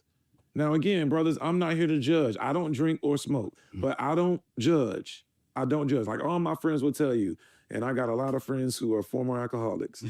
You know what I'm saying? A lot of friends who do a lot of different things. Yeah. I'm not here to judge them. I tell them all the time, bro, I ain't here to judge you. I'm here to make sure you get home safe. That's it. I'm here to make sure that we can live a longer life. That's it. And for me, right, like we got to think about what are our characteristics that get us to the point that which we can pick a field Yeah. that allows us to go and earn. And another reason why, like I answered your question in terms of I can't tell you Yeah. what field it is because I don't know what your passion is. For the record, most female counterparts outlive their male counterparts. Doesn't matter the race. White women usually outlive their white male counterparts. Asian women usually outlive their Asian male counterparts. Black women definitely is about white. I think that's about the 5 year gap before their male counterparts did. So it's not just black men. Even though I'm big on black men, we should get our health together. But it's like that with every race. Like usually the women usually outlive the men. So I just wanted to throw that in there. The last thing I would want you to do is go get into a field in which doesn't suit you or make you happy, because then you're going to be a further number on the statistic because you're going to quit your job. You need to find out what you like doing so much that you would do it for free. I love helping my people. Yeah. And it's become profitable. Yeah. Like, I don't profit off my people. I've learned how to be in the business of helping my people, and God has blessed me for doing so. Bro. So I'm saying find your purpose, but I know that I know that for real. Yeah. When I'm focusing on chicks, Yeah. when I'm focusing on some dumb shit, Right. when I'm not where I need to be, my purpose, I'm not walking in my purpose, and things don't align and go the way in which they should be. Yeah. Like I can hold myself accountable and say that. Yeah. When my focus is on some dumb shit, I'm not yielding the results in return that I need to get. Bro. But when I'm doing what God tells me to do, I get what I'm supposed to have. That's a fact. You know what's so funny is, man, I the last 6 months to a year, my company is changing. Mm-hmm. In a good way? For sure. Y'all come in this building, you gonna see his company is changing.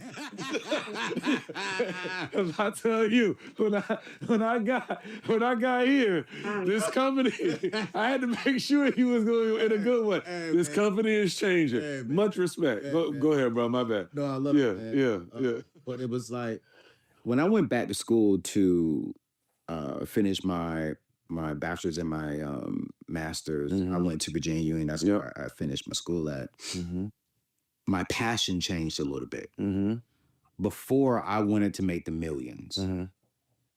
Now it's I want financial freedom so I can pursue my true passion, which is to help Black people, specifically the younger generation, experience financial freedom quicker than what I did. Mm-hmm. And that's now my company's like, all right, we're not going to chase the millions, Mm-hmm. because I went back to school. And then when I got my MBA, I was like, wait, I need to go get my DBA so that way I can graduate and be Dr. Anthony, not for the title, but to have the credentials in the financial literacy space. Mm-hmm. And I was like, okay.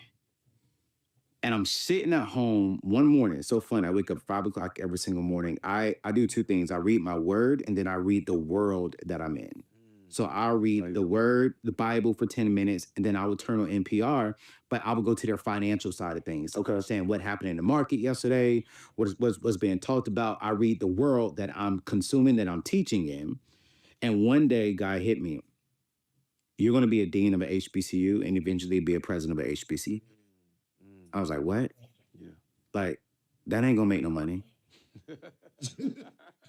Like, I'm not going to make millions over there, guy. He said, yeah, but you're going to be financially free to where you can do that. There you go. And I was like, okay. Yeah. And so I'm starting to make the shifts within my company now, downsizing a little bit. We just did this in July, downsize a little bit. Still gonna be doing the show because it's a much needed message. But it's like, wait, which I can so agree with you on, because my purpose now being back in this education space is like, wait, I need to help, and one of the quickest way I can help our people is in the HBC world. There you go. And so Much respect. I got to get it. So I appreciate you for saying, hey, here are the attributes that you need to fine tune and gather. Then the second part is, what are you passionate about? Yeah. And then what my philosophy is, if you have those attributes, like you just said, you know what you're passionate about, those two things together will then produce financial freedom. Yeah. And financial freedom for you, for me, and for someone else is different. Yeah, and that's okay. We don't have What's financial freedom to y'all?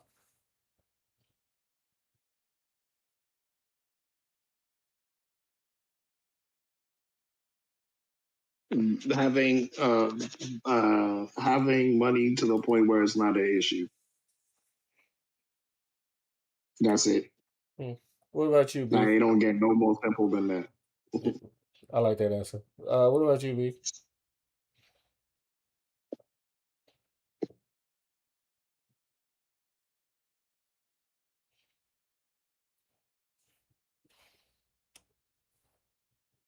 Material life, you there?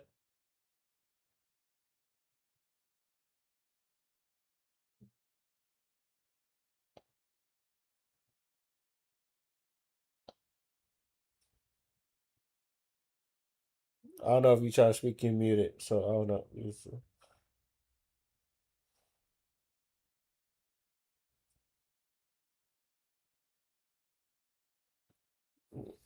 Okay, you know what? I'll go. To me, financial freedom is that not only that I get to eat, that my peoples get to eat.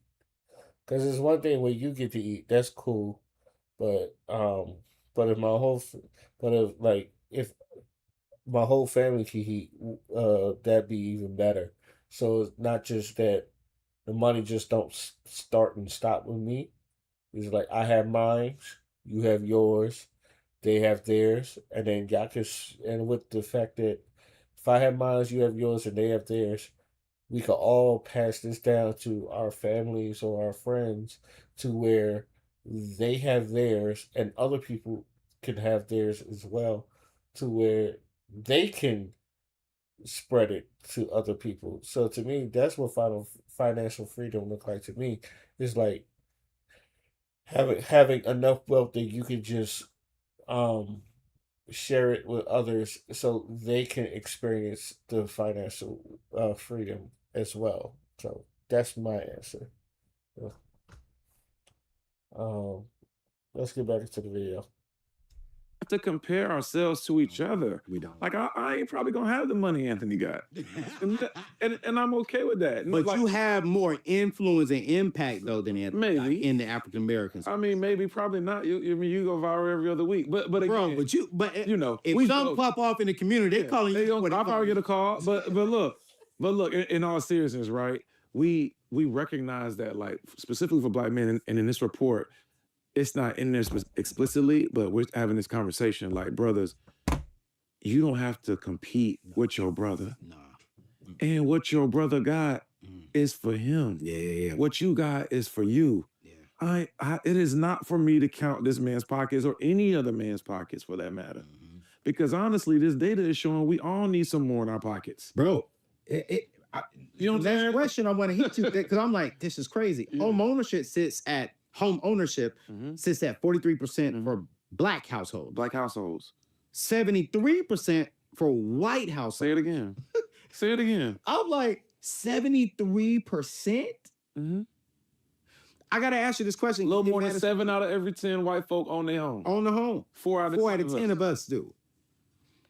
And this is what bothers me. You go online, I'm starting to see this whole group of people in the Black space saying home ownership is not it's not it. It's a scam. It's a scam. Yeah, You're not really building no wealth. Yeah. You never will own your home.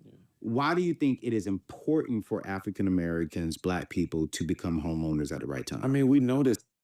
Okay, before he gets to answer that question, because I feel like he threw that stat out, but you should understand why that stat is. Most of it is redlining, and most of that is that they didn't give us loans. So even back in the day, they didn't give black people loans, and like Father explained it, if you was in the military, black people didn't get GI Bills. Most of the time when they were building them houses, they was getting building them houses to get away from black people. That's why like a lot of the people when they sell those houses, they sell them high because and they feel like when a black person move in there, they feel like their neighborhood and all their ratings go down when a black person do. So this history behind all that to where it's just like 7 out of 10 white people, 7 out of 10 homes, and like what 40, it's like 43% for like black households, and I guarantee you it's mostly women too because women are majority buying the household because men, I'm not going to say we're complacent, but some of us are minimalistic by nature to that we don't need that, especially since we're single. I would say single men because we don't need a lot to take care of ourselves. Some of us, if we just have the essentials, we're good. So, but if you're like taking care of somebody like a wife and a kid, of course she's going to be wanting the house, the cars, or the nice house, the nice cars, to where it's sustainable for him and his wife, and they all can like at least live in an area where they could. Well, but a lot of single black men, including myself, I'm definitely putting myself. I'm minimalistic by nature. I don't need a lot. I just need like three things: a TV, light, and bed. Like, and I'm good. It's like so. That's I feel like that's another way to look at that as well. So, um, back to the video. This is an asset, and the data will show the quickest way. Social media will say no. Yeah, and that's what we gotta make sure we teaching our youngins, man. Everything you see on social media isn't true. It's so crazy that I had this conversation with my 6-year-old Stokely. She's named after Stokely Carmichael, and she's at that age where she's kind of, hey, daddy, can I see your phone? And we try to monitor what she watches and what she has access to, but she's like, yeah. I saw this online. It must be true. And I'm like, no, baby, this isn't true. Yeah. And I pulled up a clip of me. Someone had a clip of me that wasn't true, and it was doctored. Wow. And I said, baby, you with your daddy every day. Does that look like your daddy? Wow. No. So that goes to show, baby, like what you see online ain't true. So to your point, home ownership is, and you can probably speak to this better than I can, one of the quickest ways and one of the most efficient ways to develop wealth. For sure. We have to own our homes. There's a reason why those folks are coming and trying to get you to sell grandma's house. That's a fact.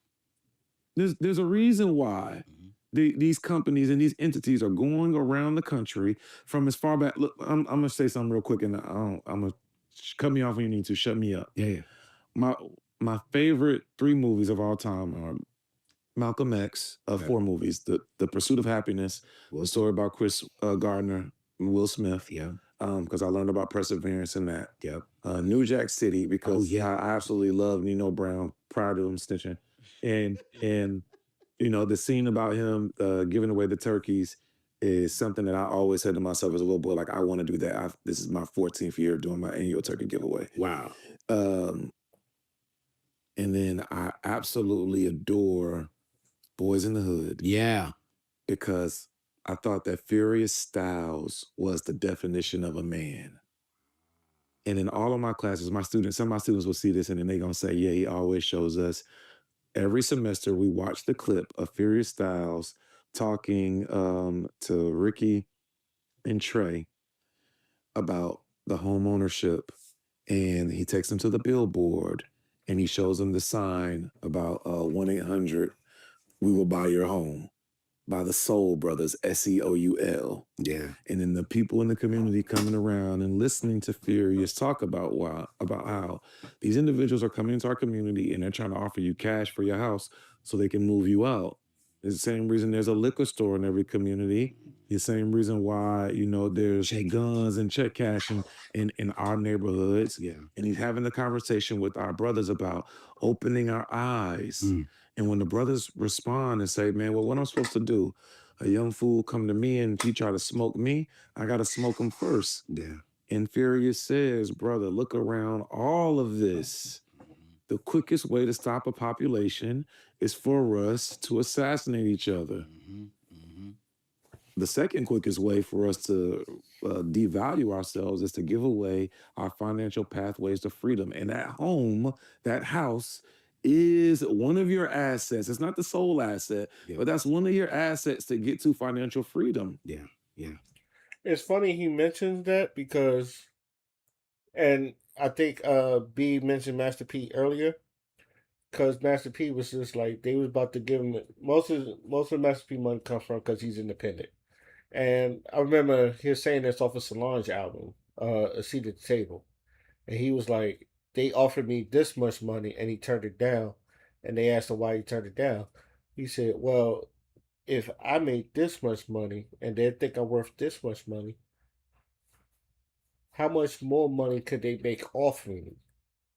So, if you notice Master P mostly, a lot of the stuff is independent to where it was just like everything he did, he made money off of, including, you know, Lil Romeo. And I remember when Lil Romeo had a clothing line and Pete Miller had his clothing line, that was selling. So he always so Master P was always a hustler, but he realized that what I'm saying is he realized that he knew his worth and he knew that he could bank off of his worth. And what I'm saying is if a lot of black men, especially those that in the creative field, because we're quick to like have an idea and then sell it and then live like fat cats, but if we have a lot of our ideas that really work and instead of selling it, we can make more money off of it because they're either going to, buy our idea, excuse me, buy our idea or take our idea. And but if we usually just like stand our ground and if our shit is like legitimate, as we say, I feel like a lot of us can make more money in that way. And I feel like that's a good way to build our community. And like you said it just not let go of our assets so quickly because anybody could tell you they could give you this money, and usually the money they make you then lowballing you half of the fucking time, and then like they end up buying that, but it looks like a lot of money to you, but it's probably not a lot of money to them. So they end up buying it, and they making like double or triple what they get, and you still getting pennies on the dollar compared to what you sold your shit to. So I feel like if a lot of black people, especially if you know we get our money running through the black dollar, I feel like that would definitely improve a lot of these communities that you know I feel like it was just approved a lot of communities. And also him talking about Fairy Styles was basically Lawrence Fishburne. It also showed you that you need a lot of positive male role models in the community too, because I feel like that's why a lot of these kids are crashing out and doing dumb shit because we ain't got no positive male role models to tell them not to do it. So I feel like we need most of that too. Um, what do you think, Father? It was dope how he said all that because it just drives the point home that yes, we do need these things, but there are challenges to get these things, right? And I think the one thing that I need to stress is we cannot do it by ourselves. We just like the data shows that we do not have the foundation to do all that shit by ourselves. We need to do it communally, right? Right. We need to do it communally.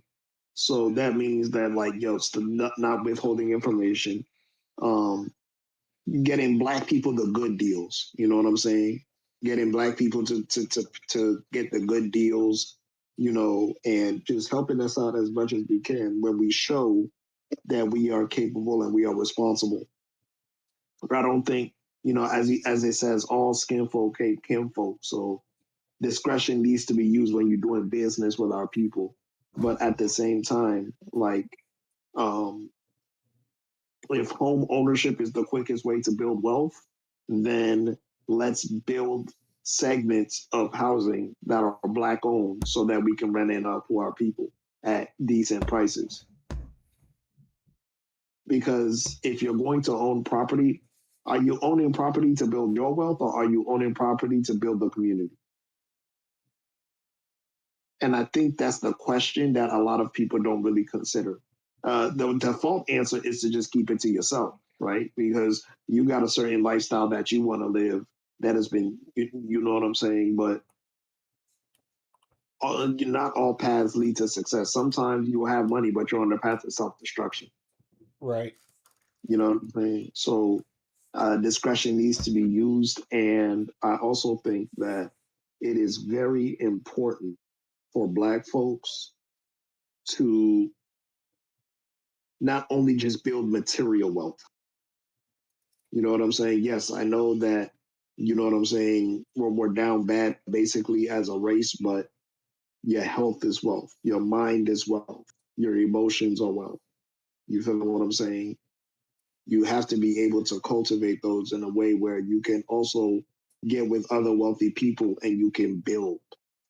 Because business is not about just doing, if you're going to be doing business and you're going to be selling to people, obviously you're going to be selling to other people. So why not create a community where everybody has money so that when you're selling something, they buy it? You know, shit like that. That means everybody having a good home.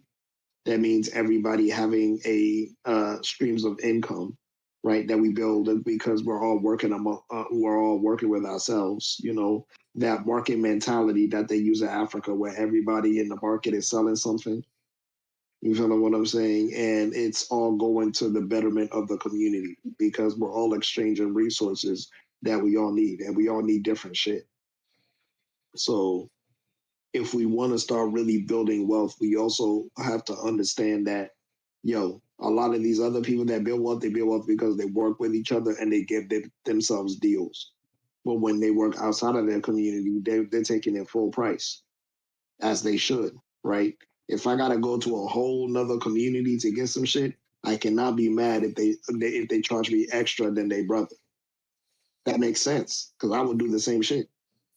You pay full price for this, but my brother right here, because we have a relationship, you know what I'm saying? He get a little bit extra. That's the true form of business. You feel what I'm saying? That's what business is actually really about. That's what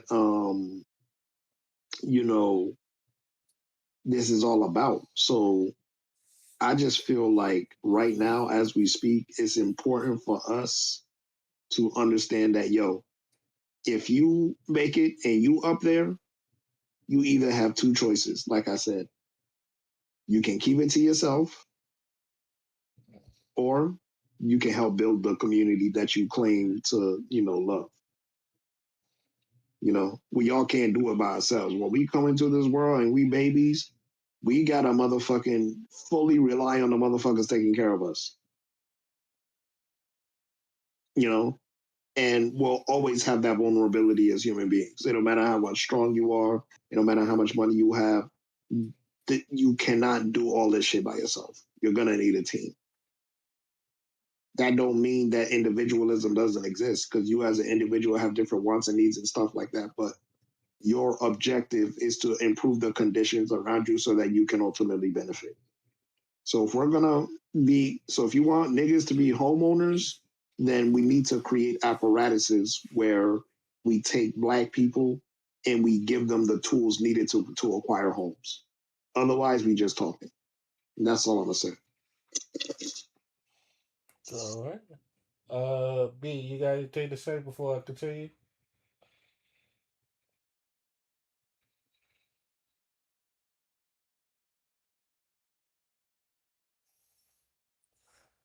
All right. I don't think she's there. Yeah, I don't Go think she ahead. did either. On to the video. I mean, so, the podcast bros may tell you the house ain't important, but again, it's a reason why when I was elected, we had to try and we had to pass legislation to offer tax relief to individuals who made below a certain income level so they could keep their homes. And they didn't fall prey to predators who will come and say, yeah, we know you owe this money in back taxes. Let us buy the house for pennies on a dollar for you so that you don't get in trouble with the IRS. And now you can make a couple dollars, and we're gonna take this money and do some minimal renovations and increase the property value by $200,000-$300,000. And they're gonna take the income out of it and they're gonna put it back on the market. And then someone else is gonna come and gentrify the neighborhood. And all you made was $15,000-$20,000 off the house, while they made $300,000 and they gone, and you lost an asset, and now you back living in an apartment. Come on, man. Like it's the truth.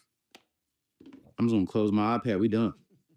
I'm so serious, and that's how I want to end this Yeah. today's episode, because the data shows, and it pisses me off when I see this online. But then the data shows, well, wait. You're saying it's a scam for Black people, but white people are not saying it's a scam.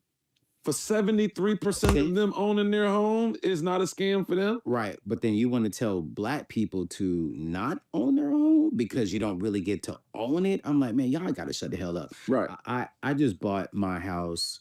I just bought another home, my new home. And I have several real estate properties. And I think this last situation was different. It was a beautiful older Black woman. Okay. Lives in one of the most premier communities in the DMV area. Okay. Won't say it because we got some nosy people. Yeah, who just gonna come and try about it? Yeah. And some stalkers. They gonna be trying to find. Yeah. Hell no. Yeah.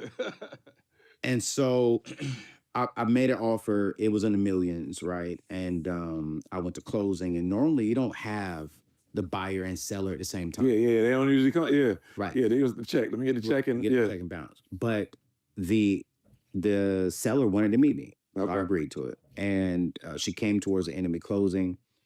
And bro, I cut a check for millions. Not didn't pay cash, but I found she got a check.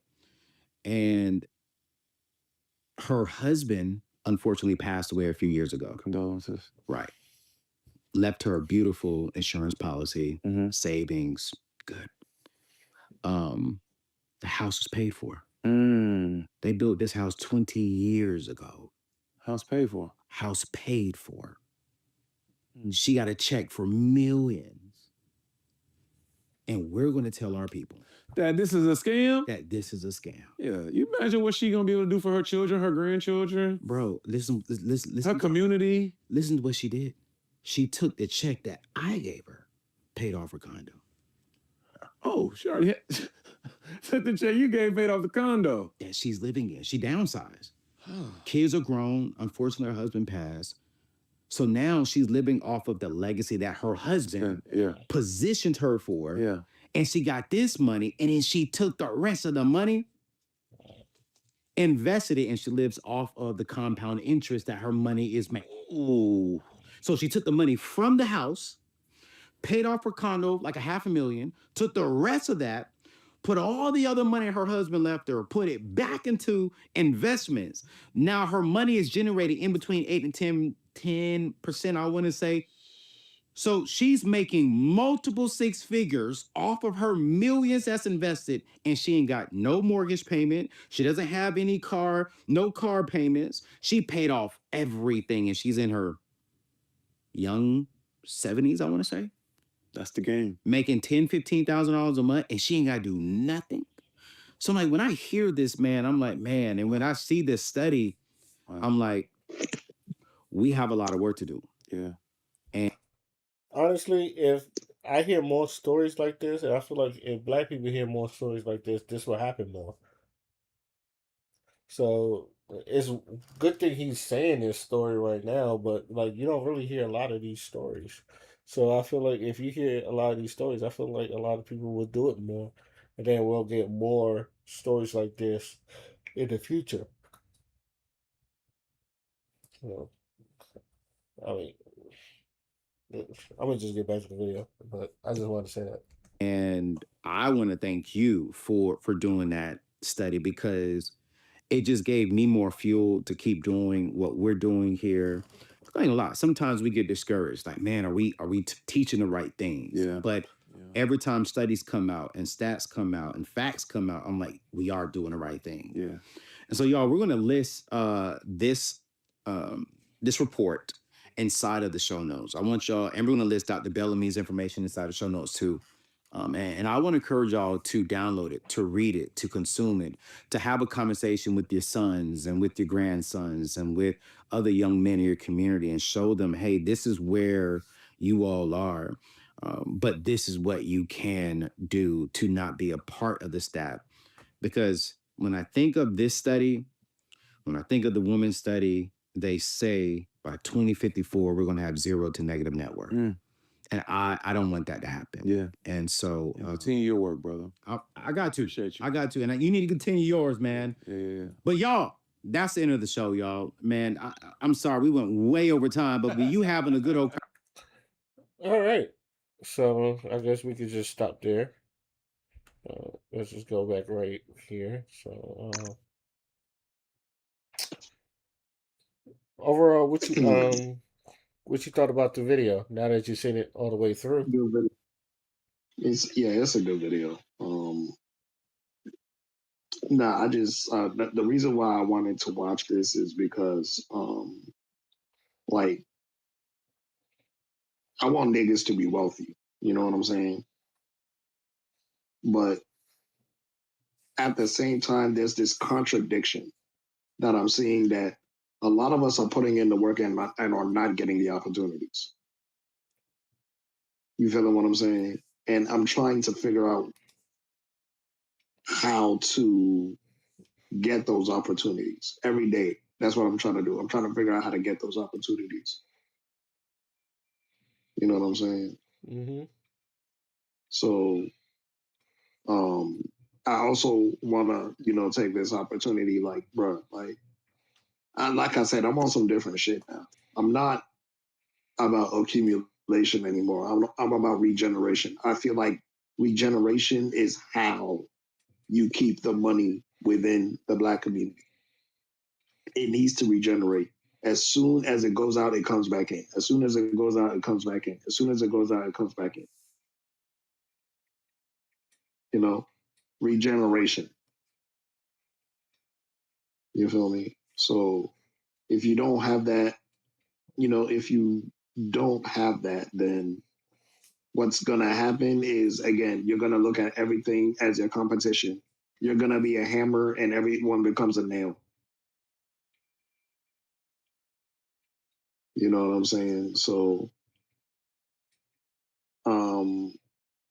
it's important that we all do our part in making sure we take care of ourselves so that we can take care of others, because that's what we really here to do. Don't let all these motherfuckers lie to you. Don't let this motherfucker world gaslight you and tell you that, you were that nigga only by yourself. Nah.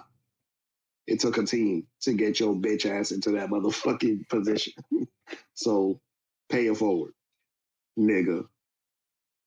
And yeah, that's what I'm gonna say. Just like you, I want to see our people get money, get into their money, and the fact that you want some different shit. Hey, I salute you. I think, to me, and I done said this many times, I think we need to get to a point where we're seeing our people making money, and maybe that will inspire outside of entertainment, of course, outside of entertainment. So I would like to see us, like, more of us getting money, and then, like, not only that, educating us, into to getting to the money, hopefully, and not oversaturate the market, but us being in high demand.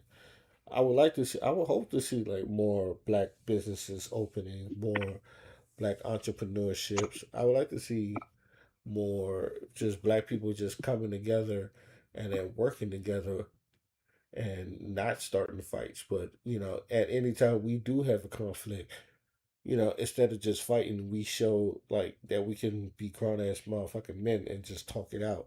Well, men and women. Like I said, I would like to see more Black men in public schools, because I feel like that will help young Black boys. I want to see us in professions that either we start or even if we assimilate in, we're the best at it. Like, that we know our worth, because obviously they know our worth. That's why they utilize it against us. And I feel like this is why like a lot of people have tactics to push black people against each other instead of just working with each other. I've seen that too many times. So with that being said, I hope that we get to a point to where like everybody's making money. And that's all I gotta say about that. Material life, are you there? Or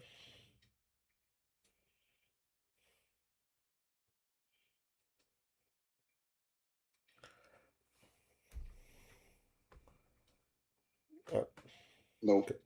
I'm gonna assume she ain't there. So I'm gonna go ahead in this video. Father, I thank you for giving us the video. Um, I'm gonna try to put if y'all want to see it yourself, even though we watched the whole thing. If y'all want to see this up without the interruptions, I'll make sure I leave it in the description box. And this concludes another after party. I thank both of y'all for coming. And I really enjoyed this video. So any last words before I shut this down, Father? Nope. Nope. All right, I think we done said enough. I hope y'all learned something from this after party. And tune in next time when we have another video to react to and maybe give our insight. So till then, that's Material Life. That's Father. My name is Ray, and we are signing out. Peace.